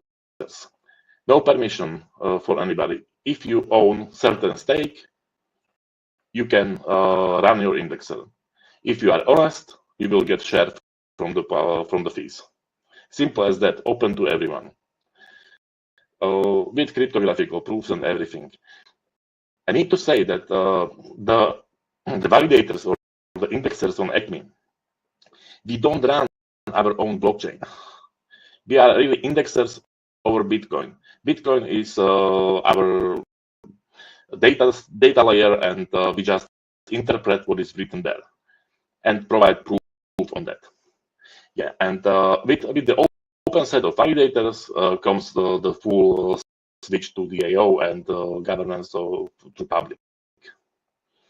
So this is basically the path. And yeah, with enough stake, you can run your own node in roughly a year, and with less stake, it will work as a delegated staking. So if you own, let's say, like a small amount of ACME, you can stake it on one of the indexers that you choose, and he will do the work for you, take a commission from it, like I don't know, 10-20% of your rewards that you would get normally. So you don't need to run the indexer if you have a trusted one that you trust enough to put your money in. And this is the way how the community, even small people that don't invest much money into it, they can get into a game. They can just put money together, and it's not like they send to one person and that then does something. The one person opens the indexer and gets delegated stake, which is all cryptographically proved transactions, and everything is backed by math, and you can't argue the math. Like you learn that it's either 1 or 0, and yeah, so it will be a journey and a lot of fun on the way. Okay, this is dope. This is really, really dope. So this is looking sustainable beyond like my lifetime. Yes, I mean, I hope so. Yeah, I mean this is your vision for it to be sustainable beyond your lifetime, even, is it? Definitely, it should outlive me. Yeah, I think that's what we've all been looking for. Yeah. Shoot. HP, what are your thoughts? Do you have anything that you wanted to share? No, I mean, I'm so glad that you you actually take time to understand some of this, and some of it resonates with you, and some of it you already know, which is really cool because I know the technical side can be boring, but it just goes back to what I was saying is like there is a digital equivalent of everything in the physical world, and you have to understand it if you want to make sure that that piece lives on for your collector, that it lives on for you, that the ownership is in fact it is yours, and it is that information is decentralized. Because if we're going to live or if we want to put this art on decentralized blockchains, then I think one thing I always say is like should assets or art be equally as distributed and decentralized as Bitcoin itself? And for me, the answer is yes. You know, like if there's a piece that I collected that means a lot to me, or I created and it means a lot to me, in some cases, I want to go on chain. In some cases, I want it to live on every single full node. So I go UTXOs. Other cases, I go witness data or op return because I know we'll always live on Bitcoin somewhere, someplace, and I get a great discount. So going on chain, you can be any blockchain, but I always think you should do your due diligence on that as well. And a great example I can give you, I mention this a lot, is it is zero FUD against Tezos. That some of the best digital art I've ever seen in this space lives on Tezos. However, there is another side to it. Like I said, you have to do your due diligence on your gallery or your canvas. Your blockchain you can think of it as your gallery or your canvas, right? Whatever. And where you choose to be in the digital world is important, because outside of there being some amazing art on Tezos, the reality of it is there still needs to be something more. Is there a dev team that continues to make progress? Is there DeFi on Tezos? Is there real world assets on Tezos? And that probably doesn't matter to 99.99% of artists. But if the Well, team is depleting, or if there's nothing else going on the blockchain, DeFi or betting platforms or whatever, then how long is this blockchain where this art was supposed to live forever on the blockchain? How much longer is it going to be there? Because there are other blockchains that have died off, hundreds at this point, that have died off and no longer exist. So it's really something that you have to look into as well, you know, because some of that blockchain may be not some of that art may be in jeopardy in the future if that blockchain disappears. well, can we talk about that just for a moment? Because I was thinking about that, and um, I saw a little blurb on Twitter. I don't want to quote it because I didn't do the research, but um, someone released a project that it seemed to imply that it was somehow like funding Tezos. I was not quite sure about that, but it started me thinking about, what is keeping Tezos alive? Um, why do you say that it could be in jeopardy? Um, The reason I say that is because that if it's being funded, and it's funny because even Ella and Pang mentioned this. We used, Tezos as one of the examples of having some of the best digital art in the space, but Ella, and I don't have all the details of it, but mentioned there's somebody behind it that can fund it for decades to come, 20, 30, 40 years, maybe even beyond that. But oh, yeah, so maybe they do that, but again, you're relying unless Tezos picks up its own momentum, creates its own ecosystem where there's, I don't know, real world assets being put on Tezos, that it creates its own DeFi ecosystem and creates a whole economy around that, or Tezos is, I don't know, used for government systems of XYZ country. Like there needs to be usage of that blockchain for it to be sustainable long term. If not, then I'm you're hearing. relying on somebody to pay for it decades to come to support some digital art that is on Tezos. And I don't know, maybe it happens, maybe it doesn't, but I feel better about Bitcoin and how long Bitcoin will be around, because Bitcoin can die too, right? And I feel good about like Ethereum. I love Ethereum too. I think Bitcoin is the more appealing because it's, I don't know, the God chain, the mother chain, and it's got the largest decentralized distributed network in the world. There's a lot of value in that for me. But Ethereum is seeing some significant adoption from the TradFi world, from Web 2 that's trying to connect AI and blockchain and bring the fourth industrial revolution together through blockchain and crypto. Like, I think there's a promising future for Ethereum and probably a couple other projects as well. But anything beyond that, it's like, it's a little bit of a gamble, and there's some due diligence that needs to happen, because then you're just hoping that an ecosystem evolves and becomes robust enough and grows enough to sustain the little bubble that you're in, or the niche that you're in. I'm generalizing here, but like for the digital art world on that blockchain, right?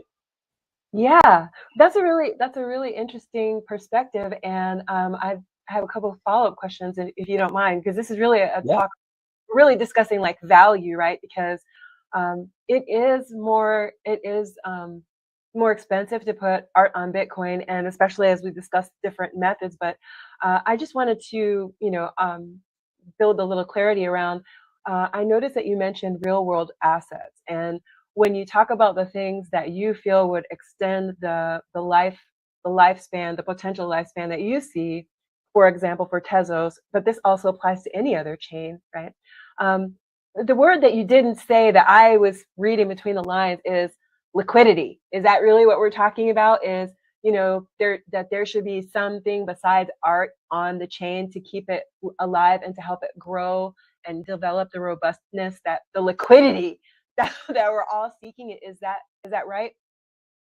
That's a whole nother that's a whole nother variable there, right? Because if you're trying to sell your art, right, there needs to be liquidity there, and like you said, the blockchain has to create that liquidity. But if you're just talking creative outlet, then and you just want to create digital art and you're not even selling it, that art might disappear same way it could whether you're selling it or not, right? Like, it can still disappear whether you're selling your art or not. But the other side of that is there needs to be liquidity so that you can sell that art on Tezos. And one thing, like we talked about, is the price of Tezos. When I was talking to Ella and Peng about that, it's like, man, there's some stuff listed on Tezos where it used to be listed for like 30 Tezos, and that was like, under $100 back in the day or more, But now it's like, with the price of Tezos, you're getting this for a few dollars. And if somebody didn't delist that and relist it for what they actually want to get, man, these people, I did it myself. I scooped up some Tezos art for pennies on the dollar, basically, because you'll go back and look at the date that it was listed. It's like, holy shit, that was listed 2 years ago, and they wanted this much in Tezos back then. That was over $100. Now I'm grabbing it for $5. So Yeah. yeah, the liquidity is a problem too. Ooh, that is. But I think the one thing that keeps Bitcoin separate from, or I shouldn't say separate, but it's Bitcoin, in my opinion, stands in a class all its own, since certain countries have made it the official currency. And to be totally transparent, even though I've been a fan of Bitcoin for so many reasons, like we could discuss on and on ad infinitum, I really never promoted art on Bitcoin or tried to, tell people like, hey, this is actually something I think you should pay attention to, until I saw, okay, countries are making this their currency.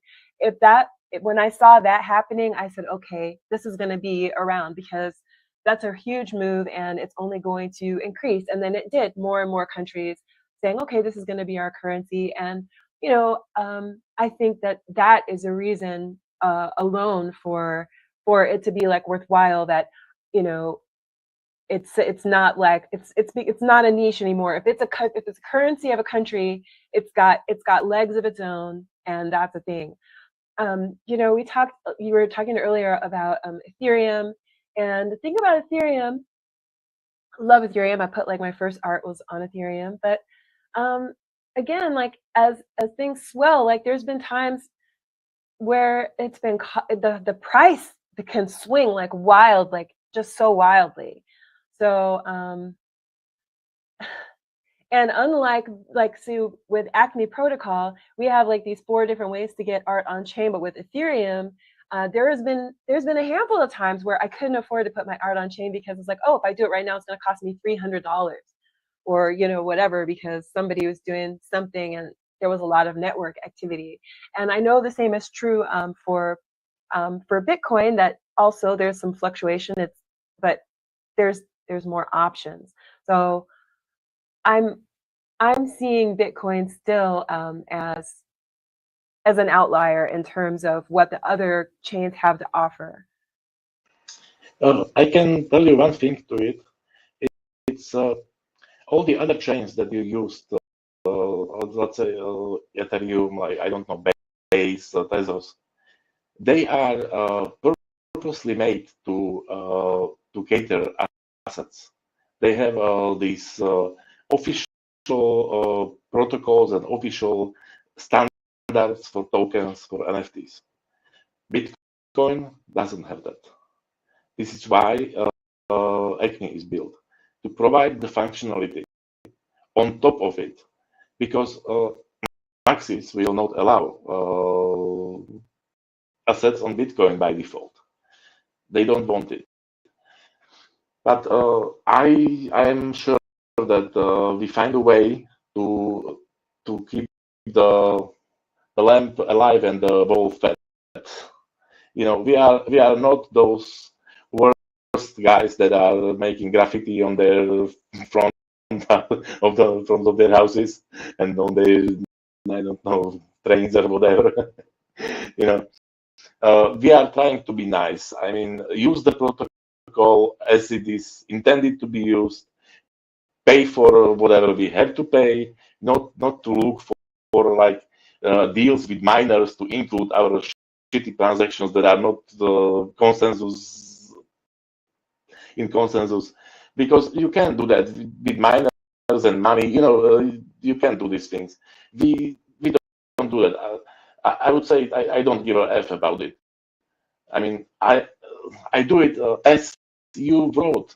There are rules, there is consensus, and I am using it exactly the way. You don't like the way that I am following the rules, so come on, man. What else should I do? Like, to use the protocol the way that you described it. I'm doing it, and I managed to be able to create an asset layer on top of the protocol. So, I mean, let's talk. Maybe we can do it. We can do it together and official in 10 years. Then you'll find out that it makes sense. We will see. It makes sense. It does. You know, that reminds me. So on ACME Protocol, are we using parent-child? And how do collections look? On some other protocols that I looked into but didn't bite the bait. On some other protocols, I saw like I can do parent-child and then create collections from that. And yeah. how would a collection look on ACME? Yeah, you can do parent-child there. Over. Period. Done. You don't have much more choices to make the connections between assets. You can reference from your child to parent, and that's basically it. On ACME, we took completely different approach. We are binding assets to address. Ordinals are binding assets to UTXO. That means to unspent Bitcoin in your wallet, which you can by mistake spend for fees and your asset is gone. This is happening every day, like many times. It actually happened to a guy when we started ACME. That is a funny story. You know, there is always this chase to mint the first asset. And there was a guy who minted the first asset before me. And he spent his ordinal on it. And it was inscription number 256, like under 1K. It's worth like several Bitcoins. And I was laughing so much about it because he was trying to front run me. And what happened? The thing that I'm advocating for, don't use ordinals because you can spend your assets just like that. And it happened. You know, One day I can show you. I had even all the transactions. I saved it because it was so fun to to see. So That is karma. yes, fucking yes, that is karma.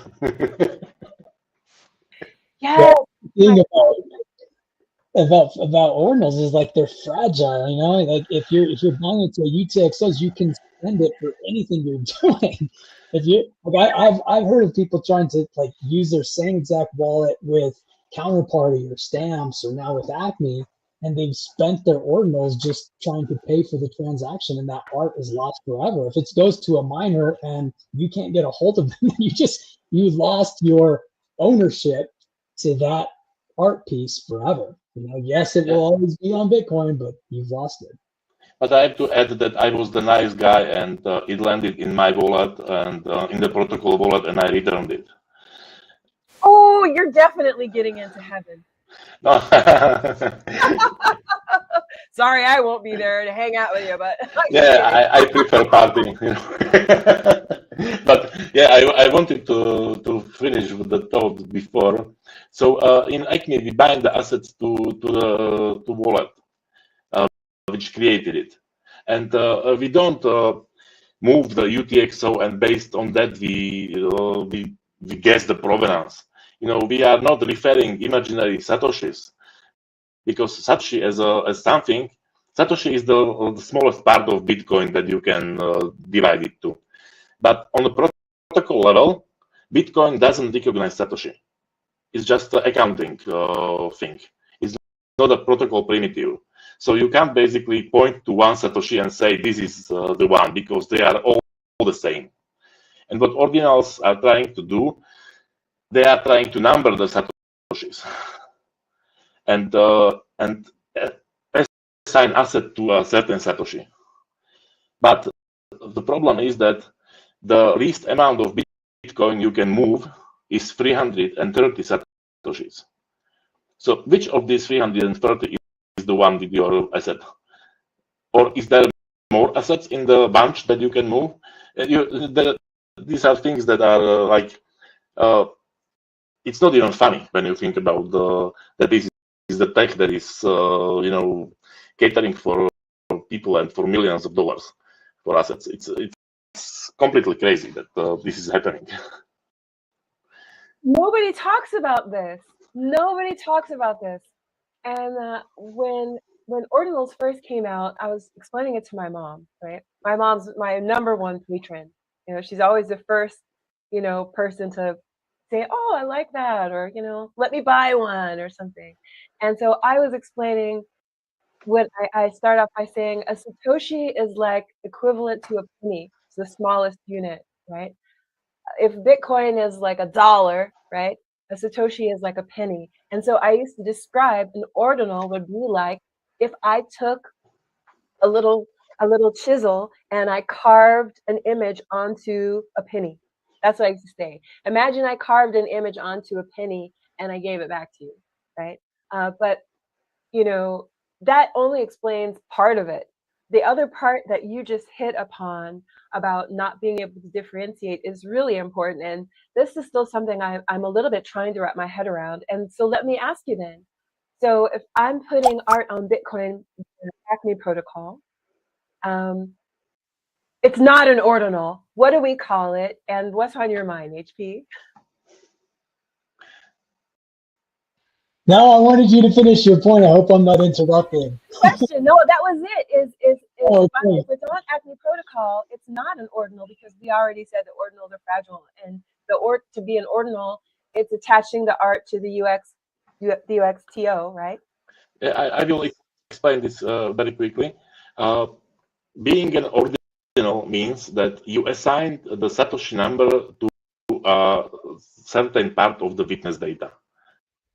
That is ordinal by the ordinals theory. With ACME, we are using the second part. We are using the witness to store the data. But we are not creating an ordinal, because creating ordinal means that it has to follow certain rules. Like somewhere has to be written ORD somewhere along the way. We don't do that. Therefore, our assets are not indexed by ordinals, are not visible by ordinals, and we are just using the part of Bitcoin for storage. It has nothing to do with ordinals. Only that we are using the same storage, same technology, same stack for storing the data. But for us, it is only one of 4 methods, which I can add another 3 if we run out of these and whatever. It's yeah. There is plan for everything. I mean, if there is no plan, I will make one. And yeah, so it is like this, that we are using same tech, but not relying to some theory that is just a theory. Cryptography is the key. Math is the differentiator, and you can't argue with a cryptographic function. Or you can, but good luck. I mean, it's like talking to the wall, If you try to argue,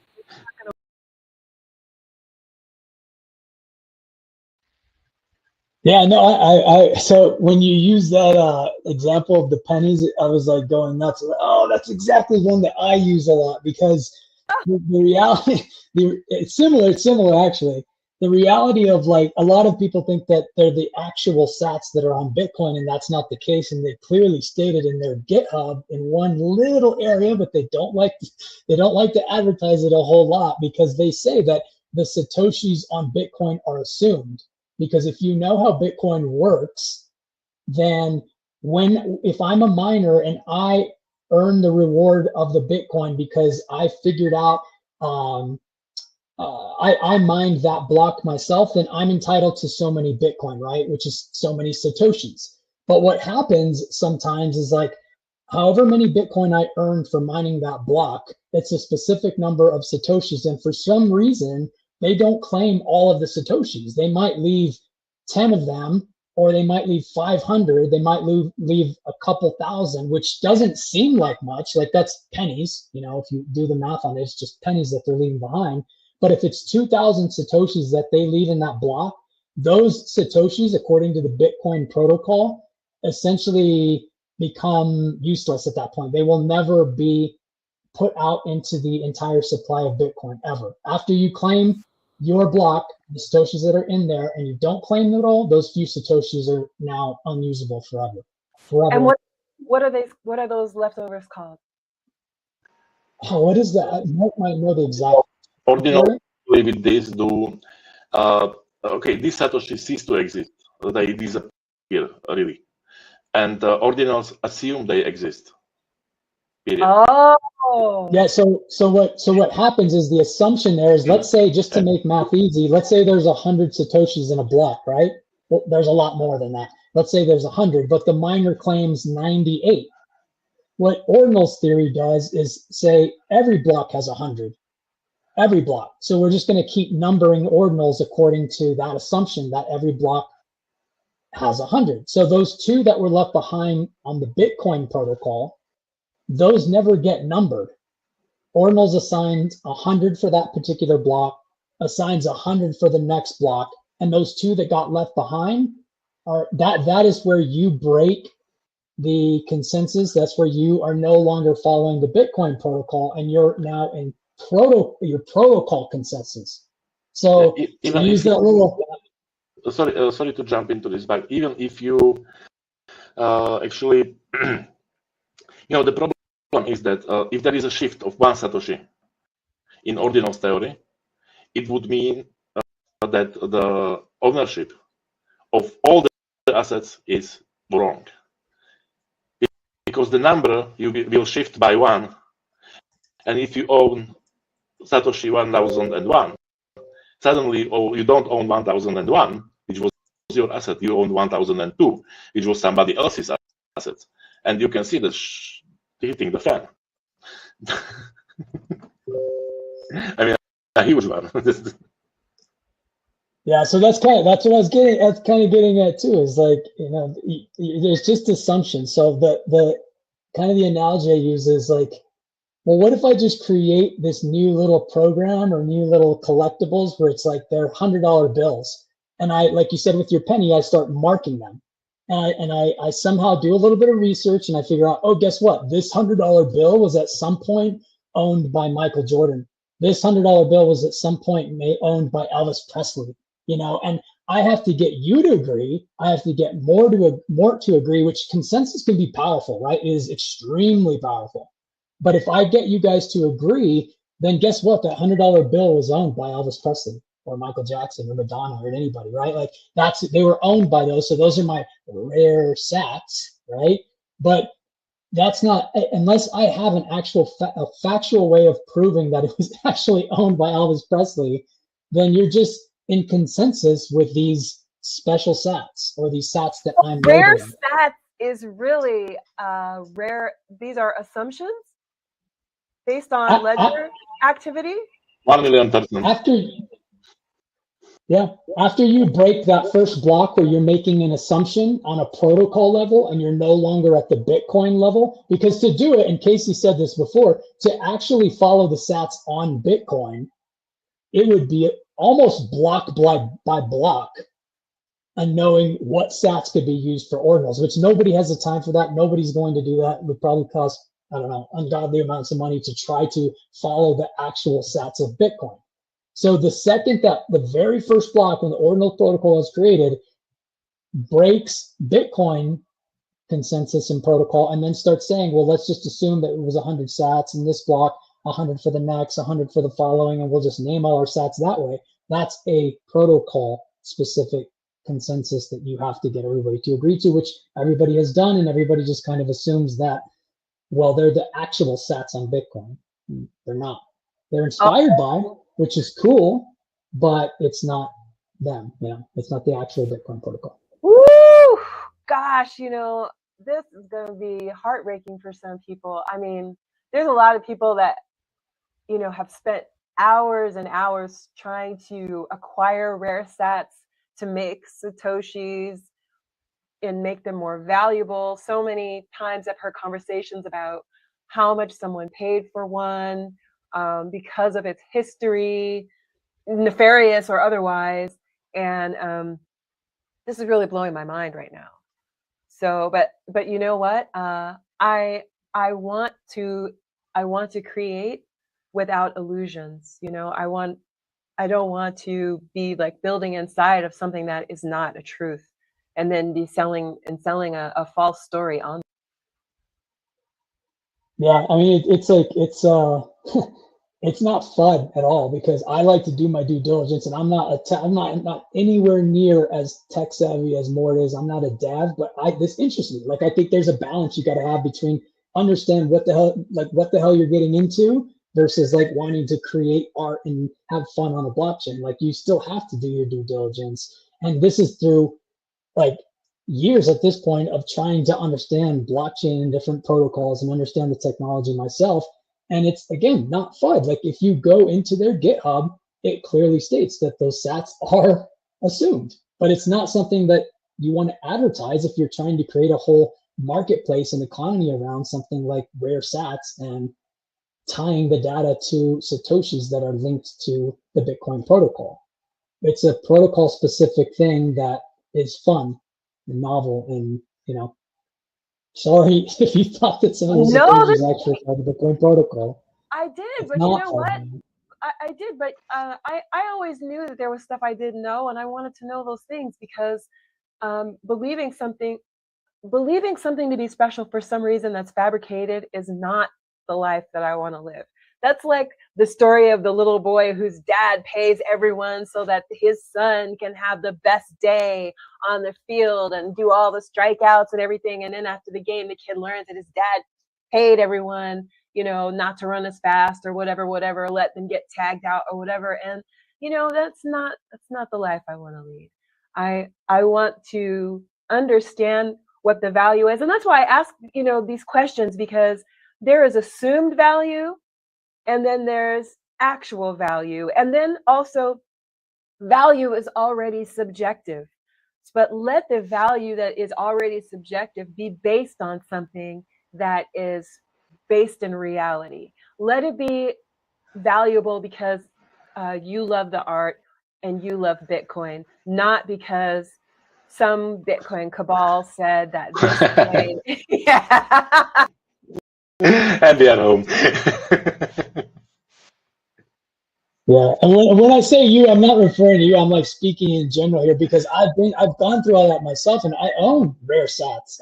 I've created a ton on ordinals, and I've had a lot of fun doing it. I'm never getting rid of those, and like I enjoyed the whole process, the whole journey of like trying to learn all the stuff because it's a lot for anybody. But if you put the time in, at least do it on a basic surface level. Like a lot of times, you will get enough information to make good decisions on how, where, and why to put your art on XYZ blockchain. Yes. Now I'm thinking I do have, so there's just like one question. So like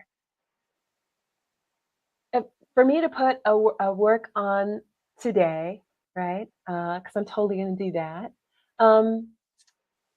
What is the process? Should we go to the website, or shall we talk through it, or what's the process? I have an HTML file, right? When you have HTML, I have an Artcore Studio on the page that you can paste your HTML and you will see how it will render. Should I do that now? Shall we go and look at it? Yeah, I think that would be the best idea. All right. Let me open. What is the website? ACME. .pix. P-I-C-S. All right. Let me do this. I'm going to open this and I'll share my screen here. Now, at some point, I may run into an issue because I think that I might not have put my wallet on here. But let's get as far as we can. Let's see. Yeah, let's see. Yeah. Let's see. Get as far as we can. I'm going to share my screen here. If you want, we can also go to testnet where you can play with test Bitcoin and not to spend money. Oh yeah. Okay. All right. Let's see. We'll get as far as we can here, and let me. Okay. How does this look? Can you see the screen? Perfect. All right. So I'm gonna. So when I flip over here, can you guys still see me? Yes. Okay, great. All right, because for me, it's the full. I'm looking at the full page. So I'm happy to navigate around. Like it's not only for myself, but for anyone watching. So let's do this thing. And I'm not necessarily in a hurry to mend immediately. Maybe there's some other things that you want to point out, and just tell me where to go. And feel free to tell us what's going on as we're going.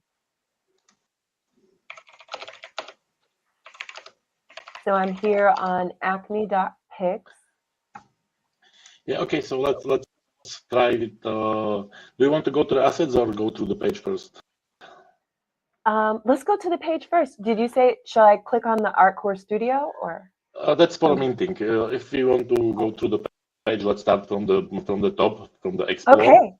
Okay. And here you have 3 things to explore: assets, profiles, and collections.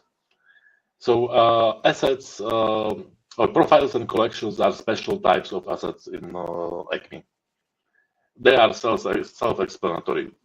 You create your profile and you link your artwork to the profile. You link your artwork to the collection, and it will stay on chain forever. And you can get the info from the API.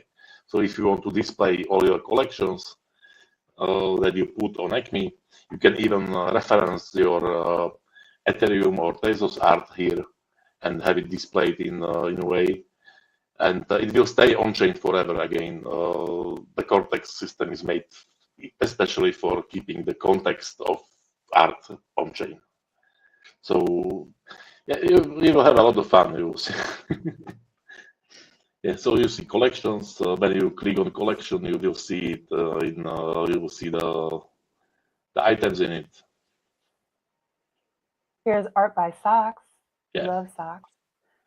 Wow, this is really cool.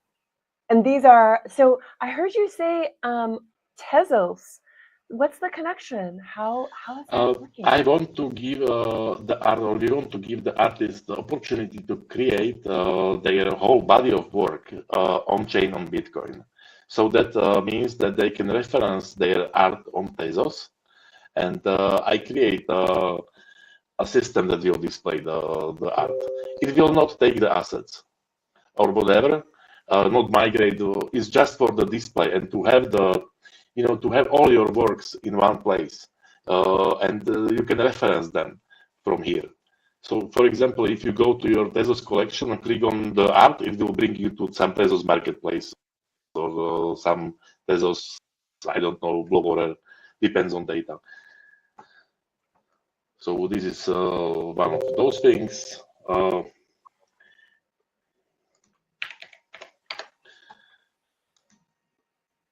Yeah, these are assets. Yeah, that's my picture, the wheel. that was a funny one. You know what is wet plate collodion?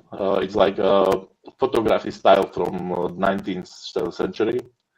You pour on a plate and then you put it into silver and put it in a great camera. So this is a picture made that way. Oh, wow. It's a tin type. It's actually on a piece of black tin. Oh, my. Yeah, one of Cool. my things that I like to do in the past. That is amazing. Yeah, you have This to. is really cool. It's like this is how we keep art alive. Even like art forms from, other lifetimes still are coming alive here. When I started with it, it was like magic, because I made the picture with my hands. It was piece of tin. It was some smelly chemicals and and a big 20 kilos camera made of wood and leather. But Wow. so much satisfaction with this. It's like, This is pretty amazing. Now yeah, go ahead, please. yeah. I wanted to ask HP to take over this part, and I will come back with the minting then. Yeah, no problem. I wanted to add something with the Cortex because your question about Tezos, like we didn't even get to the Cortex. I know we've been on for a couple of hours and it's been great. Like I thank you for giving us the opportunity to explain ACME. Oh, yeah. About it, obviously, so you can see, because we've been working on it for over a year now, and we just like with all this cabal talk, like every few weeks things change, the narrative changes, right? Like lately it's the cabal, like. One of the solutions to a lot of the issues that we're seeing out there, it was like the drama when Foundation left, the drama when Magic Eden left. Now these cabals are taking over and destroying digital art and artists and the whole thing.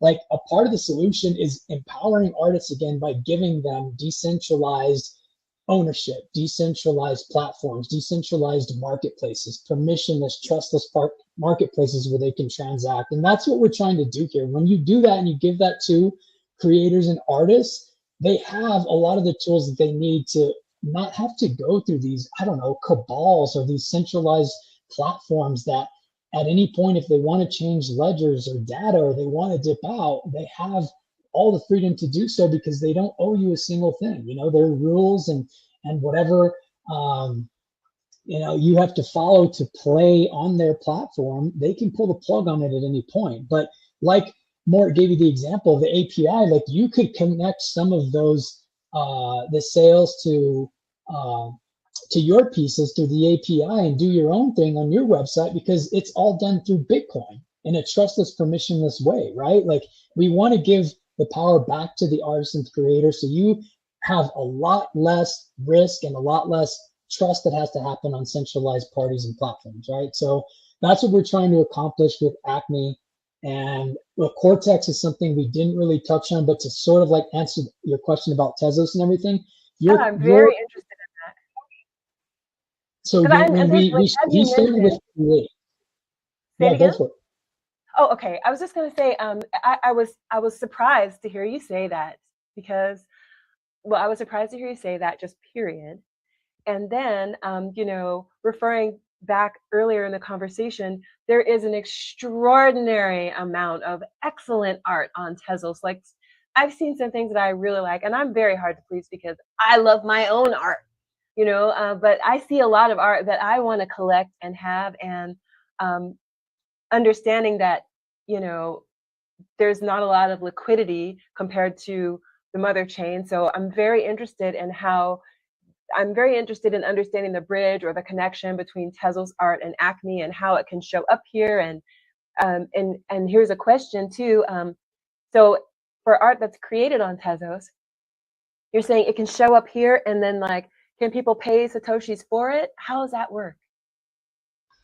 Yeah, we haven't gotten to that far. If we are able to accomplish something like that in the future, it would be cool. But right now, the reason that I say, oh, you can connect Tezos art to it is because along with all this tech that's boring for most, but built for the artist to empower them again, we really wanted to be focused on the artist and the creator and all the tools that we have. The 3-click minting for somebody that's just like, I just want an asset on Bitcoin. It's always been such a pain in the ass. I don't want to deal with that anymore. Can you make something simple, please? Sure. There's 3-click minting. Or if you want a war chest of tools and you want a generative art studio, you want to do recursive collections, you want to really do something big with the Cortex, it's all there if you want to play with it. So what is the Cortex? Going back to create, if you create your profile, it's not just a profile on ACME. That data, that wallet, that signature, everything is connected, and it's information, it's data that's on Bitcoin forever, right? So if you create your profile on ACME, it lives on ACME, but it also lives on Bitcoin, on chain, and forever. So that means that you can connect anything that you create on ACME to that profile, which is connected to your wallet address, and you can confirm it and verify it through signatures that you sign yourself from your own wallet, which is something that is data that's going to be put on Bitcoin, that this wallet that belongs to this person signed this transaction, which ties this piece that they created on ACME to that profile. But you can also connect pieces outside of the ACME ecosystem to your profile. You can sign that a specific collection or specific pieces on Tezos do in fact belong to your profile that is on chain and on Bitcoin and will exist as long as Bitcoin exists, right? And you can say that, yes, I created that collection on Tezos, or I created these pieces on Tezos. I've signed cryptographically right here that it's a part of my profile and it's a part of my Cortex here on ACME, which is on Bitcoin. So you can connect your entire body of work as an artist to an on-chain profile that lives on Bitcoin forever. So if you've done stuff on Tezos, on Solana, on Ethereum, you can connect all of those collections and all of that work so that there's one centralized area. And if Mort wants to explain a little bit more about the Cortex, if you click on Cortex, he can do that. But it's a way for you to connect your entire body of work and have that stuff live on chain, not just to the foundation platform or just the Magic Eden platform. Like, you can really connect it to Bitcoin and have it on chain outside of everything on ACME. Go ahead. Very bottom. Okay, I'm like, where is the Cortex? Oh, Enter the Universe. Okay. Oh, wow. Oh my gosh. Whoa. Oh my gosh. Oh my gosh. Okay. What is this we are looking at here? And can you now imagine there will be tens of thousands of assets and all your collections connected to your profile and displayed in the universe with the weight of your art calculated in the math will take care about the gravity of the works, and it's a universe. It's like a neural network. Then you will have like things like collaborations between artists. It will be visible here. There will be a link between the artists, between collections. Then, I mean, I will send you something for reading, a white paper for this, and some materials. It's for me fascinating, and I did it. It is amazing myself from time to time what is coming out of it, because these are not lists of artworks. These are real connections in between assets. They bear the context of it, and when you reach some critical mass of data, something new will pop up out of it, because it has meaning inside. And I can't wait to collect some really well-tuned LLM to this, to have it explained by the machine with all these connections. And this will be very very interesting part of the system. And you can use it for things like curation of collections that is completely public and completely visible, collaborations, creating collections, and it's a lot of things. And yeah, and if you have an idea how to make this visually better, please hit me. Well, my first thing is, when I looked at it, I felt like I immediately understood what it was. So, so it might be that there's not really a great improvement. You know what I mean? Because it might already be how it should be. More isn't always necessarily better. And I can see how the connections are connected with these lines. And so, for example, I see here the ACME podcast, and now I see there's some labels. It says collection, video, podcast, click on anybody. Yes, these are text. When you click on the asset, yeah, it will open here, and then you can follow it to the details and everything. Okay. So here, let me this is really fun. All right, let me slide over here. And for anyone who's trying to do this, the key is to hold down the shift button and then drag if you want to do this, right? So let me click. I saw HP's collection I was trying to get to around here, but you're saying I can click on anyone. Here's one. On the top panel, near Cortex, you can see the collections. Artists, you can click on collections, and it will give you the list. Yeah, you got okay. filtering. All right. And then you click on one, it should zoom to it, or not. it's like a visual.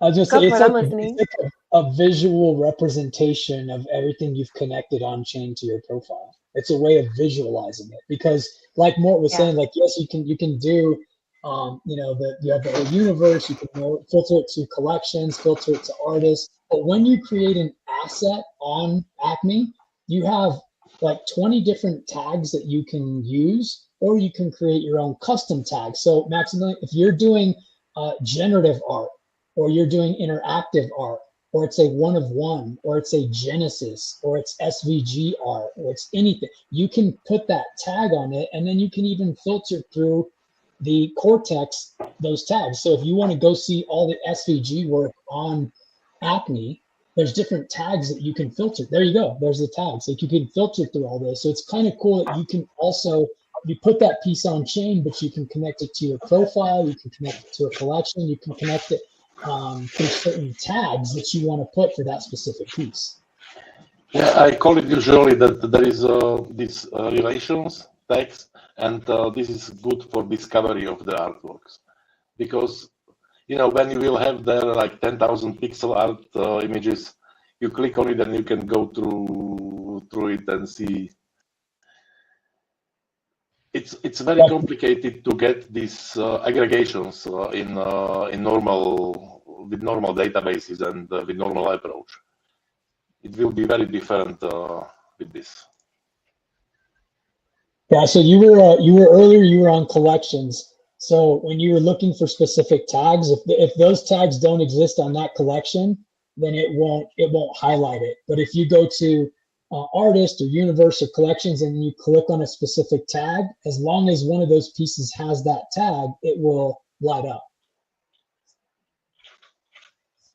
So you can see some highlighted there for universe, and you clicked on, what was that tag? I can't see it.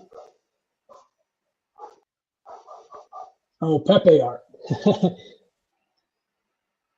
Yeah. So see, those are some tags that I put. If it's like a Pepe piece, like I label it as I put that tag on there so that, a year from now, 5 years from now, 20 years from now, like if somebody wants to jump on and see all the Pepe art that's on ACME, then that's been labeled on chain as Pepe or Pepe art or any of that, you have those tags to play with and filter through it. It's still very, very new. Like we just released mainnet not too long ago, so the opportunity for this cortex to grow, I mean, wow, you can imagine this insane universe or visualization of information that's on chain on Bitcoin, right?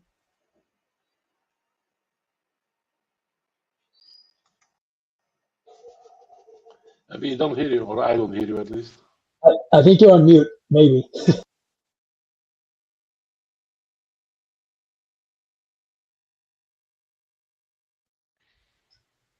What It's about still mute. okay, hold on. Oh, right there. Am I back? Good. Okay, yeah, Yeah. my microphone just turned itself off. Like, I'm tired. I might have to switch my microphone. If it happens again, definitely let me know. But so yeah, so let me see. I just lost my train of thought there. I know one thing I was going to say is discoverability really is an issue, and that harkens back to the whole.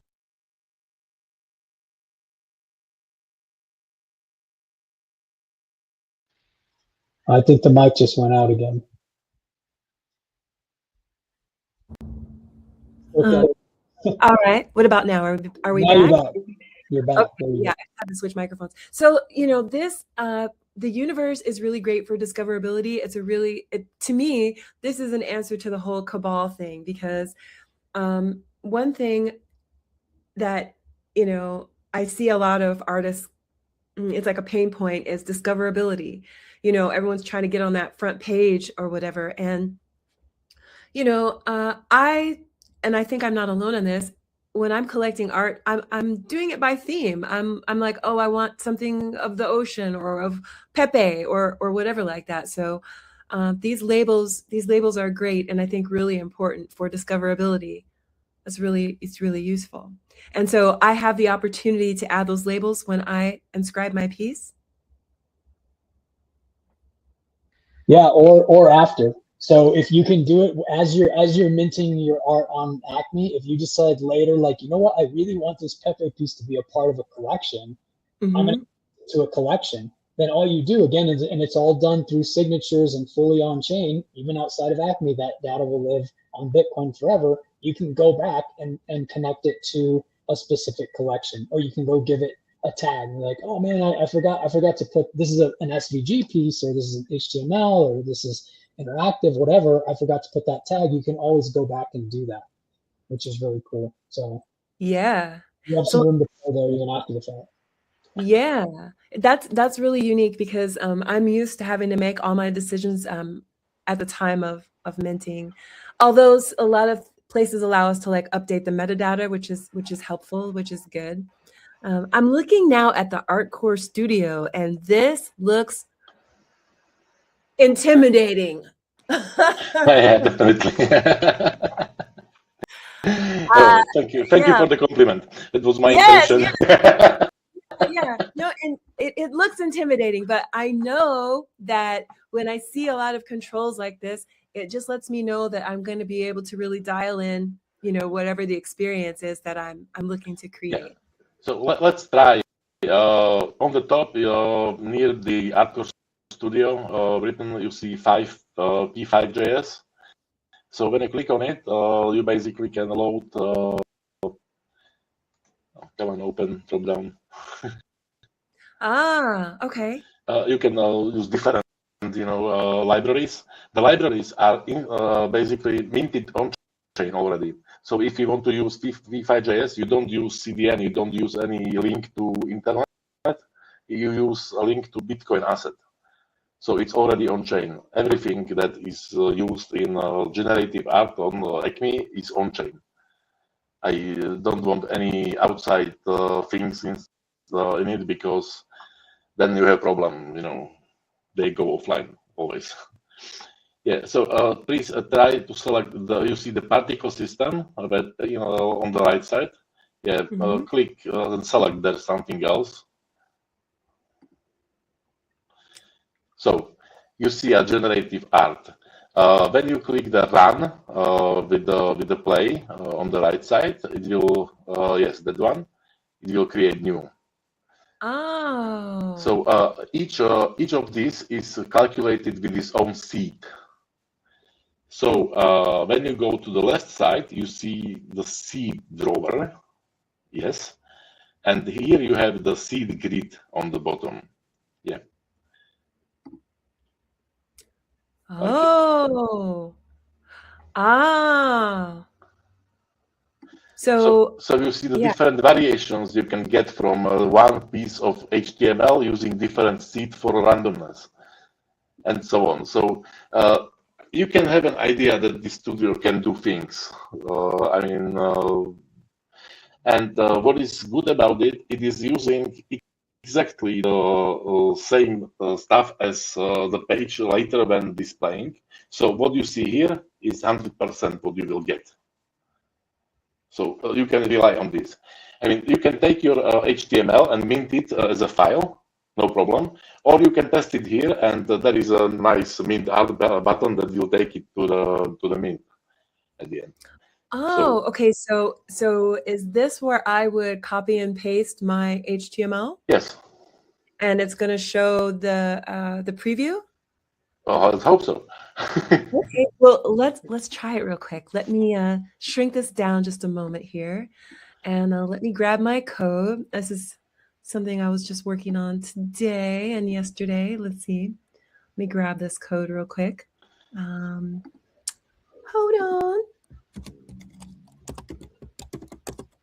So if your HTML is just ready to go, like you can obviously mint it just to the create page. But if you want to really utilize some of these tools here in the Artcore Studio, then yeah, absolutely, you can load it and then start playing with it. But if you're ready to mint and it's just an HTML that's ready to go, you can just create it through, or you can mint it through the creation page too.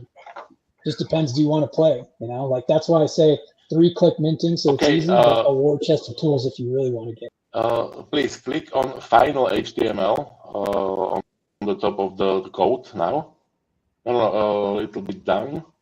Oh, okay. Yeah, and select everything and paste it here because it is wrapping your HTML into other one.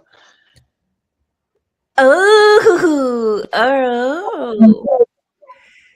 So this is let's see, I can. Okay, all right. So this is a piece I minted. Now we realize that we're looking at this window is dynamic and the piece is dynamic. It's supposed to be. Yeah, it seems like a really low resolution of the. Say again? It seems like a low resolution for the whole page, you know. I mean, when you say low resolution for the whole page, what do you mean exactly? That you know, it's like scaled up, zoomed or something. For I believe it's for the stream that it doesn't give you any resolution, okay. But it puts down. Okay. Yes, I totally know what you're talking about. Yeah, that is something that I have learned is that it doesn't look great on stream, but IRL it does. It looks really. Yes, if it is reactive, as you said, if it's reactive design, it will work like a charm. So we can try, for example, you can leave the Artcore Studio and drop the file in the mint, but for that you have to connect your wallet. Yes. Okay. But that's like the easy steps, right? Yeah, to mint, right? This is the part that I think everybody needed to see is how do I get my file in the system? How do I get it in the machine, right? So to me, as I'm sitting here and I apologize for people watching on stream if the art doesn't look great to you, but I'm telling you back here, it looks amazing. So this is the part where if I was ready to mint, I would just hit the mint button. Is that true? Yes. And what about metadata? Like, is that all going to show up when I hit mint, or am I going to first be asked to sign in? When you hit mint, it will open the context for the mint. You need just to connect the Unisat if you have it installed. You don't need to have money there or whatever. Yes, you know what? This is Yeah. now this part, because when I do my live streaming, it is a different, it's like a Yeah, different, sure. I yeah, mean, different browser. for the metadata, Mhm. Cortex is the solution for metadata in ACME. It's different approach. It's not you sending some JSON somewhere. You create the context of your app here by, if, for example, you are minting your asset and you said from the asset, I am pointing to Maximilian profile. This is my artist, and I also belong to the collection, Maximilian's first collection. And you just tick this or write this during the mint, and it will show in the graph. Okay, so you're saying during the mint, and you mentioned Cortex, you're saying that's where it's going to show up. Yes, you will have just to fill like artist name, collection name. You can pick from the text. You can, there are different things like with profiles, you have your socials and the web page and other things. With collections, you have different data. Anywhere you can put descriptions and stuff. It's like filling the form for metadata. But Okay. it is not doing that metadata thing, but it's doing something else. You don't need to understand what it's doing. You will just see the result, and the result is kind of pleasing. Yeah, I think to really get to show that, you have to have your wallet connected, because the creation page is where we try to make it like the Art Core Studio is when artists have experience with generative art and they really want to play. But if you just, like, for example, this file right here, I would just mint it in the create with the create tab, because you would just load it, choose a name for it, profile, if you want it connected to collection, put the metadata in if you want to. yeah. And mint. It's super easy. So I sent you a link to a live demo I did yesterday.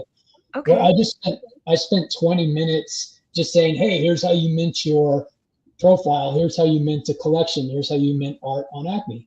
And where did you send it it to you in Telegram? But if yeah, so it's on X, and if anybody watches it, it'll show you that exact create tab and how to use it, and it's super fast. Like, I mint assets with just a few clicks, and I talk them through it, and I'm doing it on the testnet. So remember that we have a testnet. At any point that you want to use the testnet, talk to Mort, and we'll let you use the testnet.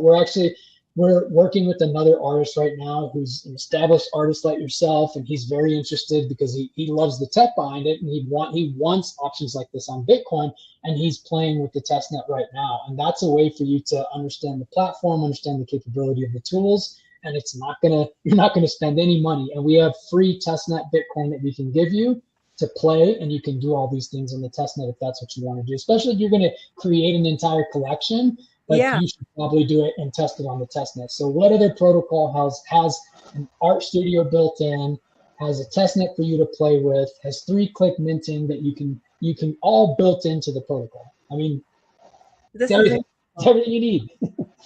This is absolutely incredible.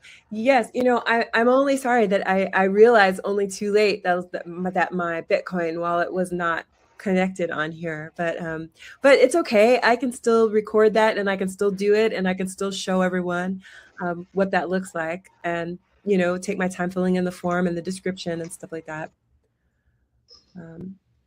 Yeah, this is great. We have our Telegram. Anybody can jump in, and myself or any of the other founders will help out, or community members. You can always reach out on X. If artists want to connect for a call, just like we did today, like, we're happy to do that. We want to make sure that we're answering all the questions, especially for artists that want to come create on ACME, and they're taking that that risk and that bet on us. We want to make sure that they feel very comfortable with the tools they have and how to use the tools, and use the testnet if they want to test before they actually mint. And that's what we're trying to do. Like, the marketplace is another thing that blows my mind, because that's a trustless, permissionless marketplace built into the protocol. You don't have to go mint your asset somewhere. It's all built into the protocol itself. So you don't have to mint your asset and then bring it to a protocol, or allow a centralized platform marketplace to sell to trade the art. And so within the marketplace, we have a DEX, which allows you to trade ACME asset for ACME asset. So if I want to trade some of my art with your art, we can create a DEX order for that. What? Yeah, you can trade. You can trade with other artists. Like you can trade up straight up for their assets or their art. If you wanted to trade it for a fungible token or ACME itself, the ACME token, you can do that all through a DEX order. If you want to do auctions, we talked about auctions and how easy those are. Yeah. Offers is another thing you mentioned. I can make an offer for one of your pieces. Let's say I see something pop up on ACME and I'm like, holy crap, what is that? Like I want that art piece. And I see it's Maximilian's piece. She hasn't listed it yet. I can make an offer in ACME, in another ACME asset, or Bitcoin for your piece. And it will be a trustless DEX order offer that I make to you. And if you want to accept it, you can. If you don't want to, you don't have to. But offers is the third option. And then the fourth is additions, which we talked about. So all of that in our marketplace built into the protocol. I'm looking at, okay, I want to make sure that I can get to these places. So I'm looking at orders, but where are you talking about?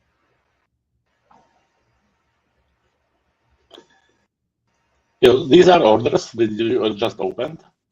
And you can see that, for example, the second asset, limbo.ed. Yeah, that's HP's asset. And when you go back now, you can see that HP is selling it and asking 15,000 Satoshi for it. So this is offer, this is sell offer, and there is all next to it on the right side is buy offer. You can see the small annotation in the. Am I doing this right? Yeah. Selling. Yeah. Okay. And these are you filtered basically now the buying, and these are somebody is offering ACME for this asset, and you can also do asset. This is what we wanted to have a barter, than just to change things. We wanted it because we might come with some gamified, I don't know, trading cards, something that that we'll want to not to sell, but to swap things in between collectors, or some fun. So why not to provide the solution for exchanging asset for asset, not only to sell. Absolutely. So if I have an asset created, I can go here to the order navigation, and then I would tap the NFT swaps tab. Yes. Is that right? And then I could create an order, and it would understand that I'm looking to swap. Yes. And so then would I select something in particular that I'm willing to swap for, or can I just put something out there and be like, what do you got for this?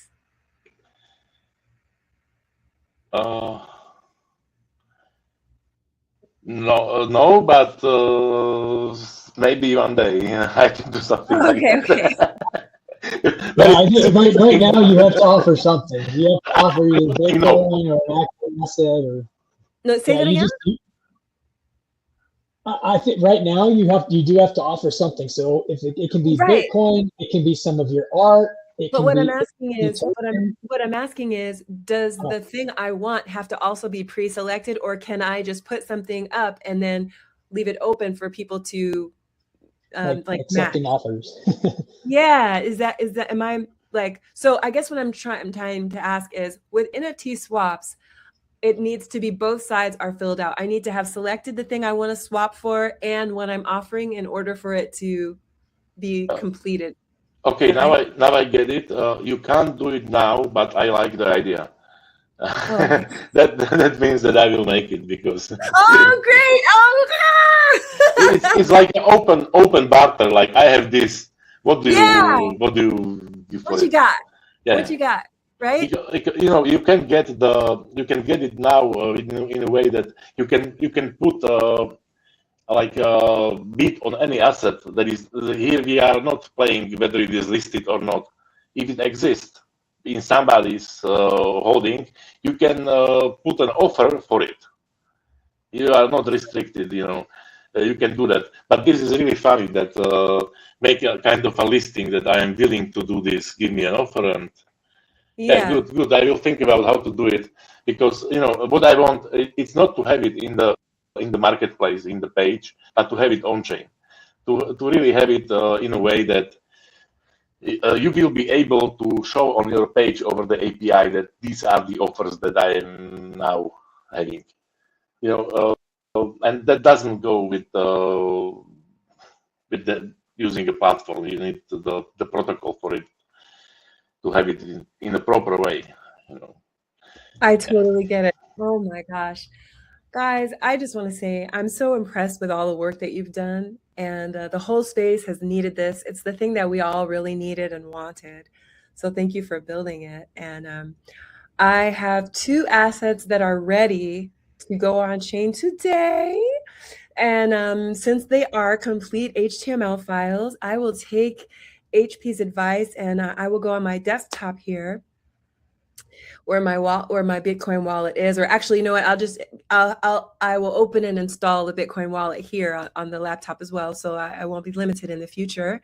And I'll put those assets on chain using ACME, and then maybe sometime soon, when you guys have time again, once those assets are on chain, we can come back and we can explore the other options, things I can do with it. And how, yeah? Okay, great. And then I can maybe put something up for a swap, and maybe we can do some trades and stuff like that. You should also create your profile. Of course, yes. Yes, suggestion. Yeah, so look, that's what I'm gonna do like today. Like as soon as we all say goodbye, I'm going to maybe eat a little lunch, and then I'm going to create my profile. I will put my first initial pieces on chain. And then I'll hit you guys up and be like, hey, let's make another play date, and then we can get into level 2, and I think that's good. I think this is a good place for everyone, because I don't know if people watching are like me, but I don't like to just sit passively all the time. Once I get an interest in something, I like to follow along. So this would be a good point. So everyone can create your profile. Everyone get your art together, and my art is ready at 22 KB, so I think that's like a good spot. Art with code is so lightweight. What else do I need to do before I come back? How many satoshis do I need in my wallet to come back for our next session, so everyone can be prepared? I have to say, as much as you can. We'll do a lot of fun things. Seriously though, like I just wanted to tell you that I am so much enjoying this. I mean, we are almost for 3 hours now, and like so cool, really. Yes, but this, because it's fun. Like time flies when you're having fun, and like I'm having a great time. I love this. I love learning, and I'm excited to to do more. I'm excited to put these on chain, and I'm really excited for the features, because getting the art on chain is that's just getting your foot in the door. That's just getting having skin in the game. To me, it's not really live until it's available, until someone can come along and experience it, see it, buy it, do something. So I want to make that happen. Yeah, no, I think the next time maybe $20 is what I'm going to throw out there, and that way we can play a little bit. But I would say, to get yourself started, like, watch that video. Amy Digi just minted her profile. She was so thankful for that live stream, because it takes you step by step on how to create your profile, a collection, and art, and it gives you multiple options, like using the different methods you have, and then different file types, like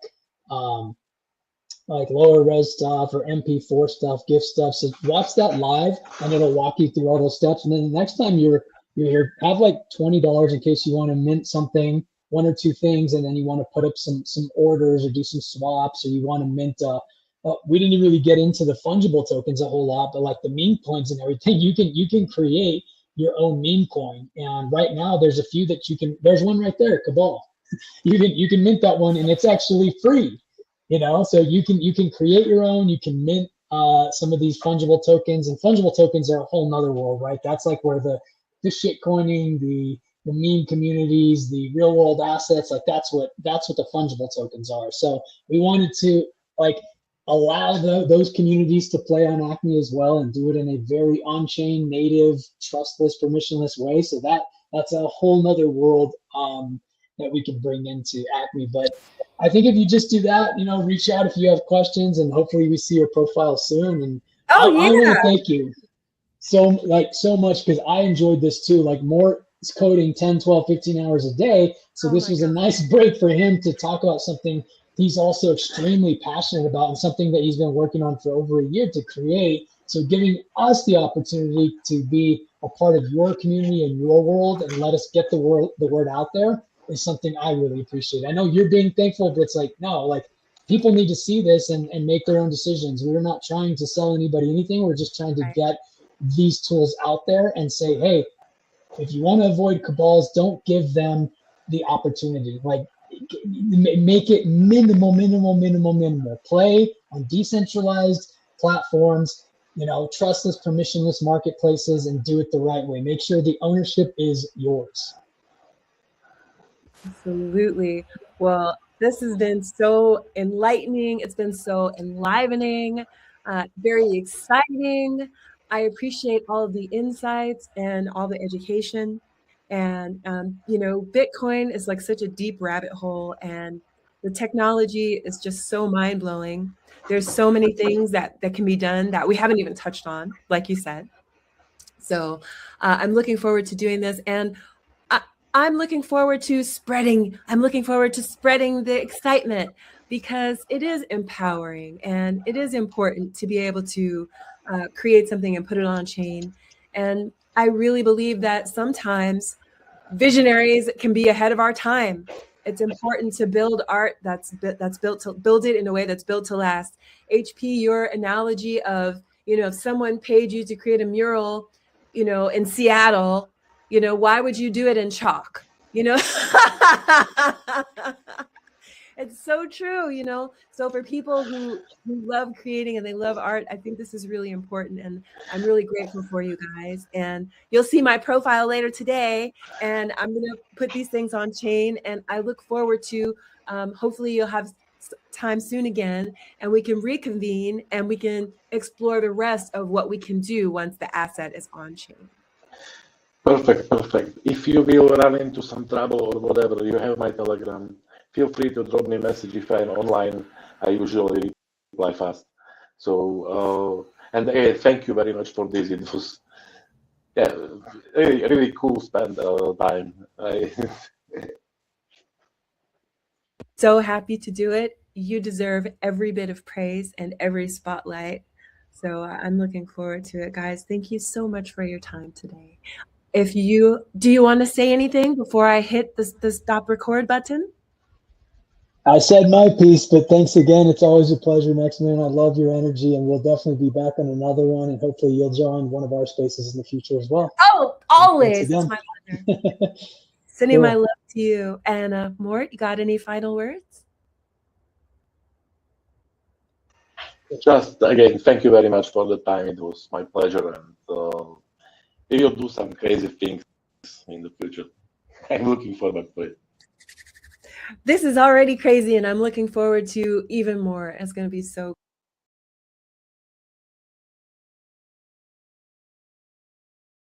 All right. Okay, cool. So you mentioned auctions, right? You want to be able, well, first you mentioned filtering, so that anybody who's interested in viewing the art or collecting the art, learning more about the art, like they can just be directed to ACME, where the piece will be minted on chain and on Bitcoin. So absolutely, we can make something like that work. And then if you're going to do one of ones, they'll all be one of ones initially, and then you decide if you want to do additions or not.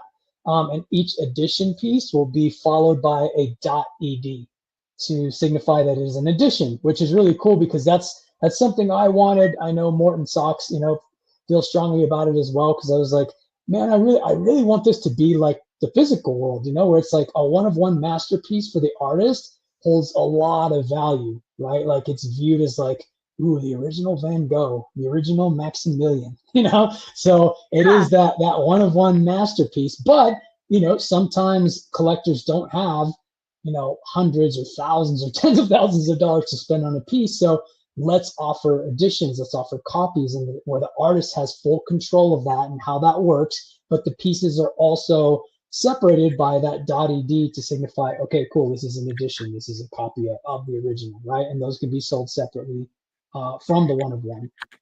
So then you mentioned auctions, and again, as easy as we wanted it to be for the artist for the 3-click minting, we wanted the same option to be there for your auctions. 3 clicks and your auction's going, right? Like, it's very few things to just select for your auction and then get it going.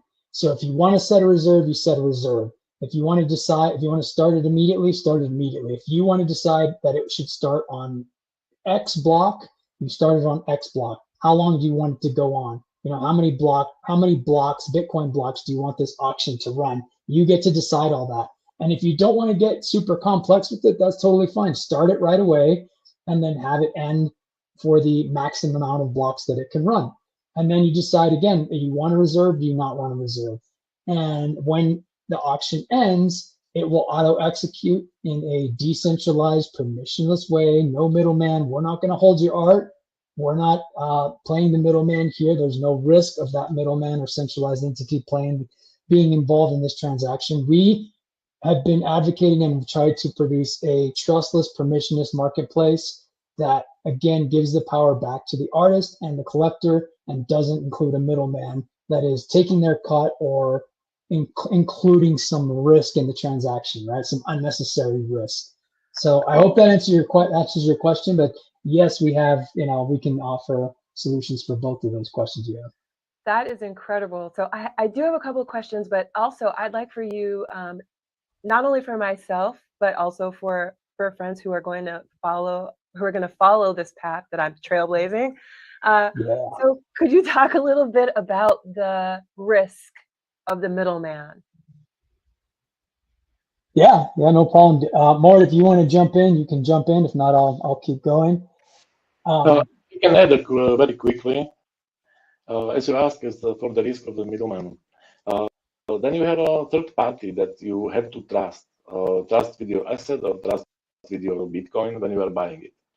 The way we have designed auctions, selling, basically everything for marketplaces, is that you set this auction on Bitcoin, not with ACME web page or ACME marketplace, but with Bitcoin. And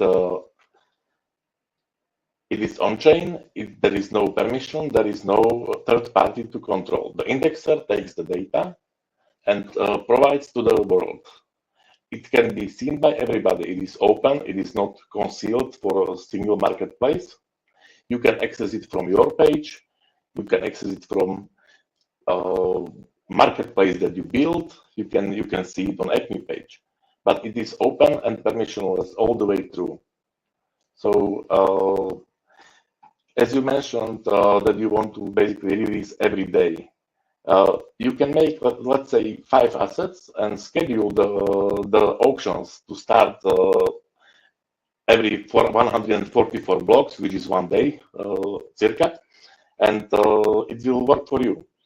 You will just send the transactions and you just look at it, how it is popping up every day.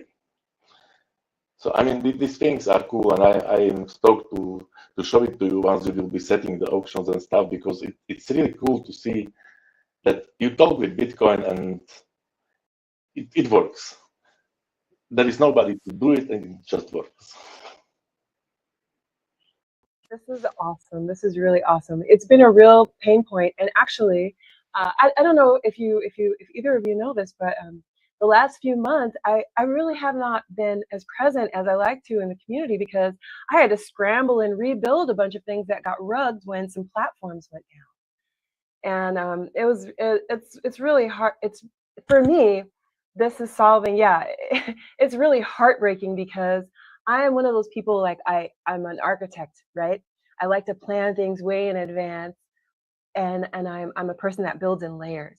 So for me to lose a bunch of work all at once, it literally was like a year of work just disappeared. And I had a really difficult decision that I had to make, which was taking the time to rebuild everything that I lost. And of course, if I rebuild it, I'm going to rebuild it sovereign, which takes more time. That's why so many artists build on other people's platforms, because it takes time. And we won't even talk about the skills that I didn't have, that I had to bolster to be able to do this. But I was very motivated. But I know that this is why a lot of us artists use platforms that other people build, is because we don't have the time, or we don't have the bandwidth, or we just barely have enough time to eke out the art that's deep in our heart.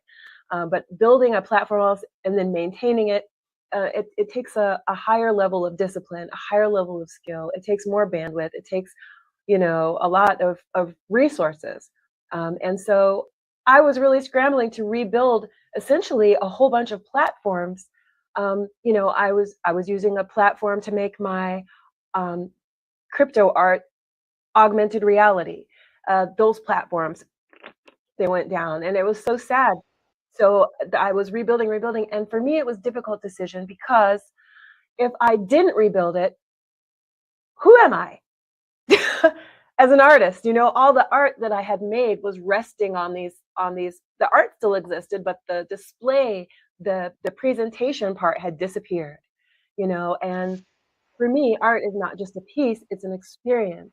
It's kind of like, imagine any piece of clothing, your finest pair of slacks, your finest, whatever that, I think every human has a piece of clothing that when we wear it, it makes us feel good or comfortable or together or something, whether it's a structured jacket, a favorite soft shirt, whatever. Each of us has like one piece. It might even be a pair of like cozy socks, slippers, or sneakers. You can run so fast. There's something, right? But if, regardless of the value that article provides, how we came across it, how it came into our possession also matters. It's like a fine dinner that someone serves to you. You don't want it just like randomly presented to you on a garbage tin can, or it came in plastic or something. Like, how you get it matters. And so even though the art still existed, I'm gonna be honest, I don't want to send people to a huge marketplace to buy my art. It's kind of like sending someone to X or to Facebook to buy something from you that you made special, custom. I believe that every artwork, every series deserves its own custom experience, even podcasts. I would never send someone to iTunes or whatever to listen to my podcast. No, I'm going to build a whole experience around it. So you're at my house listening to my show with my friends and my people, and you can do all the things you need to do right there. So essentially, I spent the last year, after being in the space 4 years, I realized, this is what my art has been missing. And so I created it, I developed it. And before I could launch it and share it with the world, all the different platforms, and these are multiple platforms. It wasn't just one platform. It was like this season of, and it was like Eighth Wall round and all the all these really well-known platforms went down. And so if I didn't stop what I was doing, if I didn't stop my forward motion to rebuild all the things I had lost, I wouldn't really be able to go forward with the same roadmap that I had built. And so more than anything, I want to avoid that ever happening again, not only for myself, but for my collectors. Luckily, I'm still alive, and I was able to, gather myself, make these hard decisions, and gather the resources and make it happen. But this is why ACME Protocol is like so super important, is because I want Abstractia to live forever. These pieces are amazing. They scale infinitely big, they scale infinitely small. And my vision for Abstractia actually is to be on the sides of buildings. This background that we're looking at that has like the waves, it's one of my artworks. Can you imagine like a whole city where every exterior building has like, has the with the LCD pattern on site? Yeah. That would be awesome. Yeah, it would be amazing. Well, it could only happen if the art lives long enough for it to catch on. I mean, how many even classical artists, not even just visual artists, classical music artists, right? People who we imagine they were big in their day. We find out, oh, actually, no, they didn't get paid dick when they were alive. They died in poverty, but now their Exactly. music is worth, right? I might be that person too. So I have to make sure the art lives long enough. And that's why ACME Protocol is so important. That's why it's such the GOAT. You guys are GOATs. And this is why this matters to me. So I'm This is so ready so to great hit to it. hear from you. I really thank you very much for your words, because we are trying. You know, ACME is something that we have been building for a year. I mean, I spent dedicated development a year of my life on this, and we have been frustrated by the things that you said. But platforms are popping out, like disappearing, and you know, even okay, as you said, art stays. You can find the art, but you don't have the context. You don't have all the connections, and you know that's why we came with the Cortex on-chain solution for metadata and connections between things, because it's not just the art; it's also the context of it. You know, who made it, why it was made, and I don't know who collaborated with you, and you know when these things disappear, it is such a shame and such damage to culture. I mean,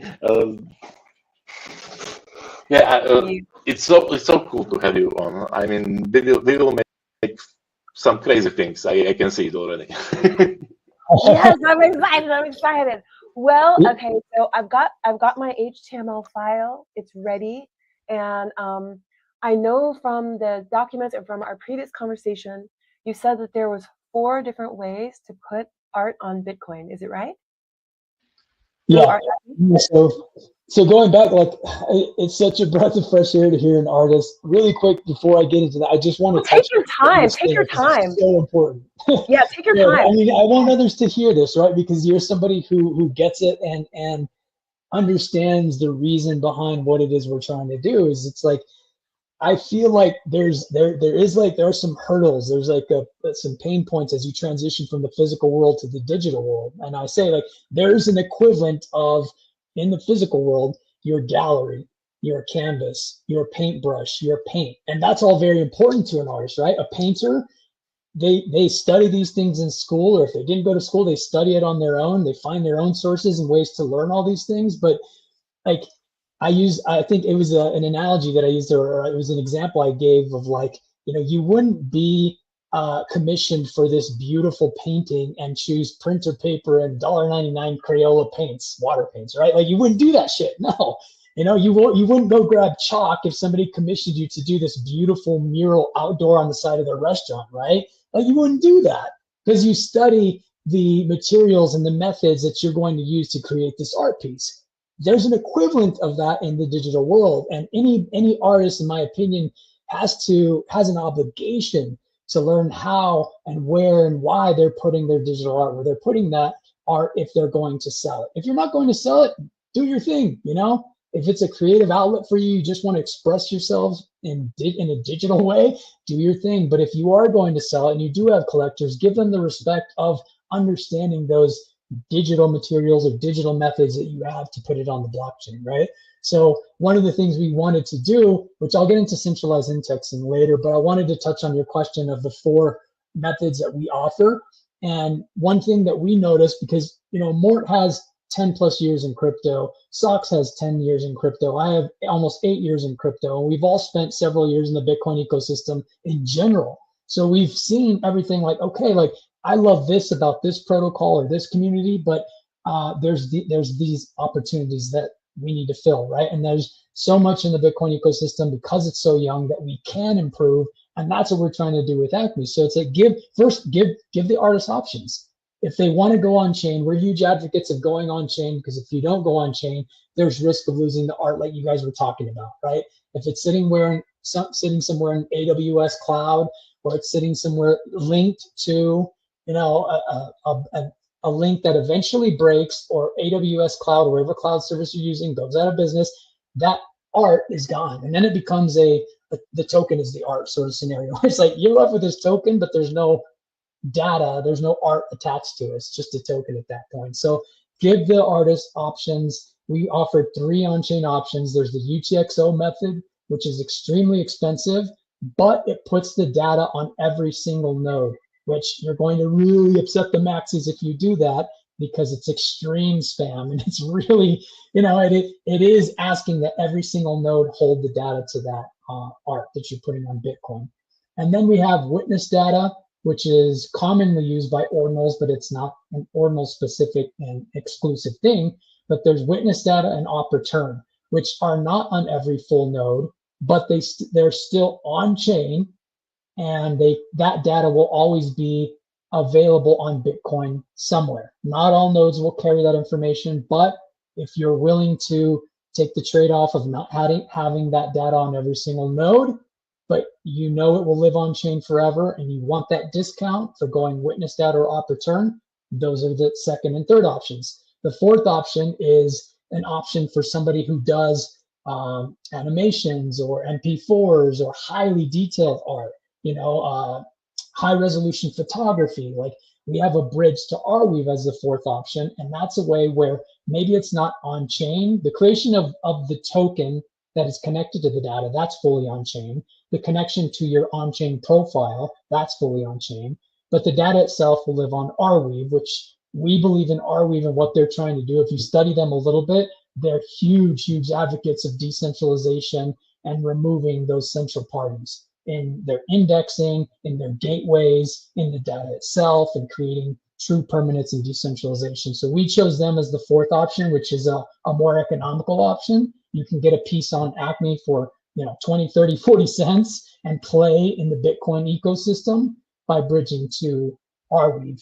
So if it's your wallet that you're, the amount of you're going to be on a budget, or it's the type of art that you create, there's that fourth option of Arweave. So yes, 4 options to put your art on Bitcoin and be a part of the ecosystem.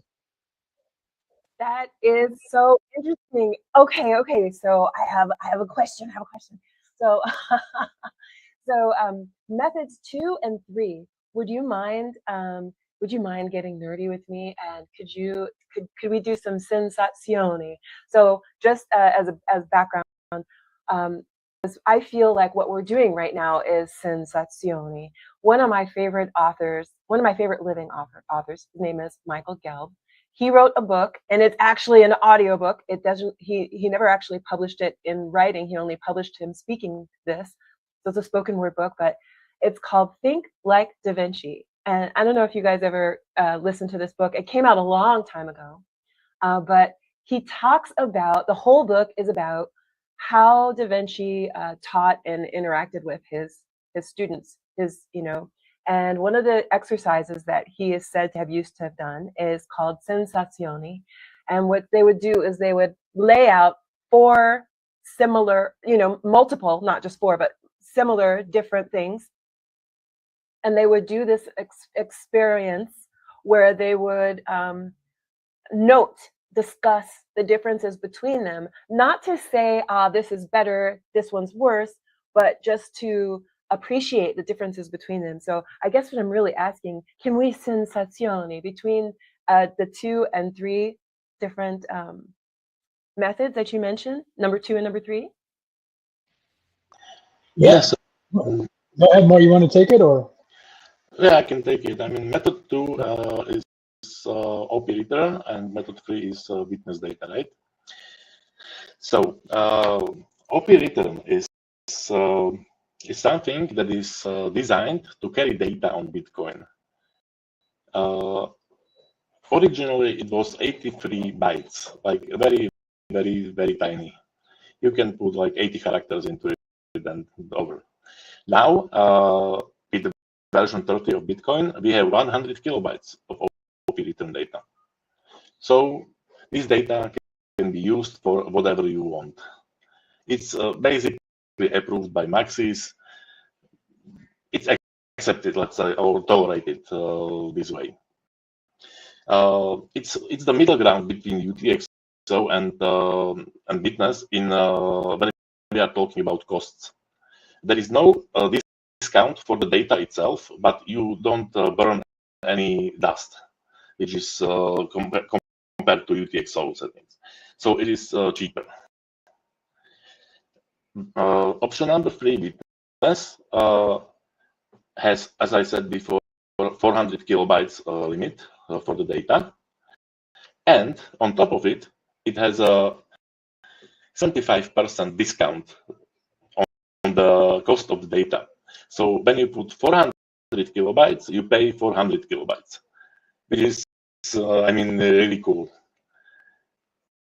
But the drawback is this data is often being pruned from the node. It doesn't live on more than like 5% of the Bitcoin nodes, and that's considerable thing if you are looking for real immutability and an accessibility of the data. So like, what would that mean, like, for a collector? Like, you know how sometimes there's like a notable difference in the way that something is happening on the back end, but like, how does that affect the artwork for the collector? Does that mean that sometimes it won't show up? Like, what are the differences experientially for the collector? So I'm fully understanding when I'm making these really important decisions. With all the first three options, UTXO, OP return, and witness, if there is Bitcoin node, it will be accessible. That is not a problem. This data is basically always accessible because it lives on chain. There might be kind of issue with Arweave because you are relying on third-party service again, which is decentralized.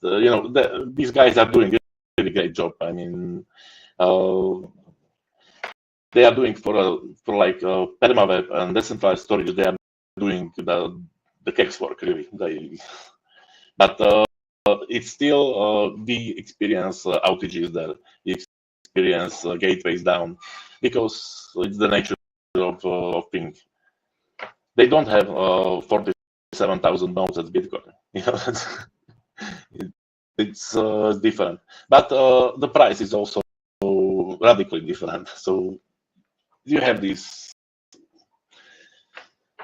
things you have to juggle when you want to do it. But with all the first three options, you get the certainty your artwork will pop up and it is preserved. It differs only with, as I said, the nuances between it, the size constraint, what you can put, and first option is the most secure. I mean, it's permanent marker on glass. You can't get it away. There is no way it disappears. Witness can be pruned, so it can disappear from some of the nodes. Yeah. So let's talk about that, because I really want to have clarity. I want everyone to have clarity too. So yeah, sure. When it's pruned, right? What does that mean experientially? So let's say I'm a token holder. Let's say, right?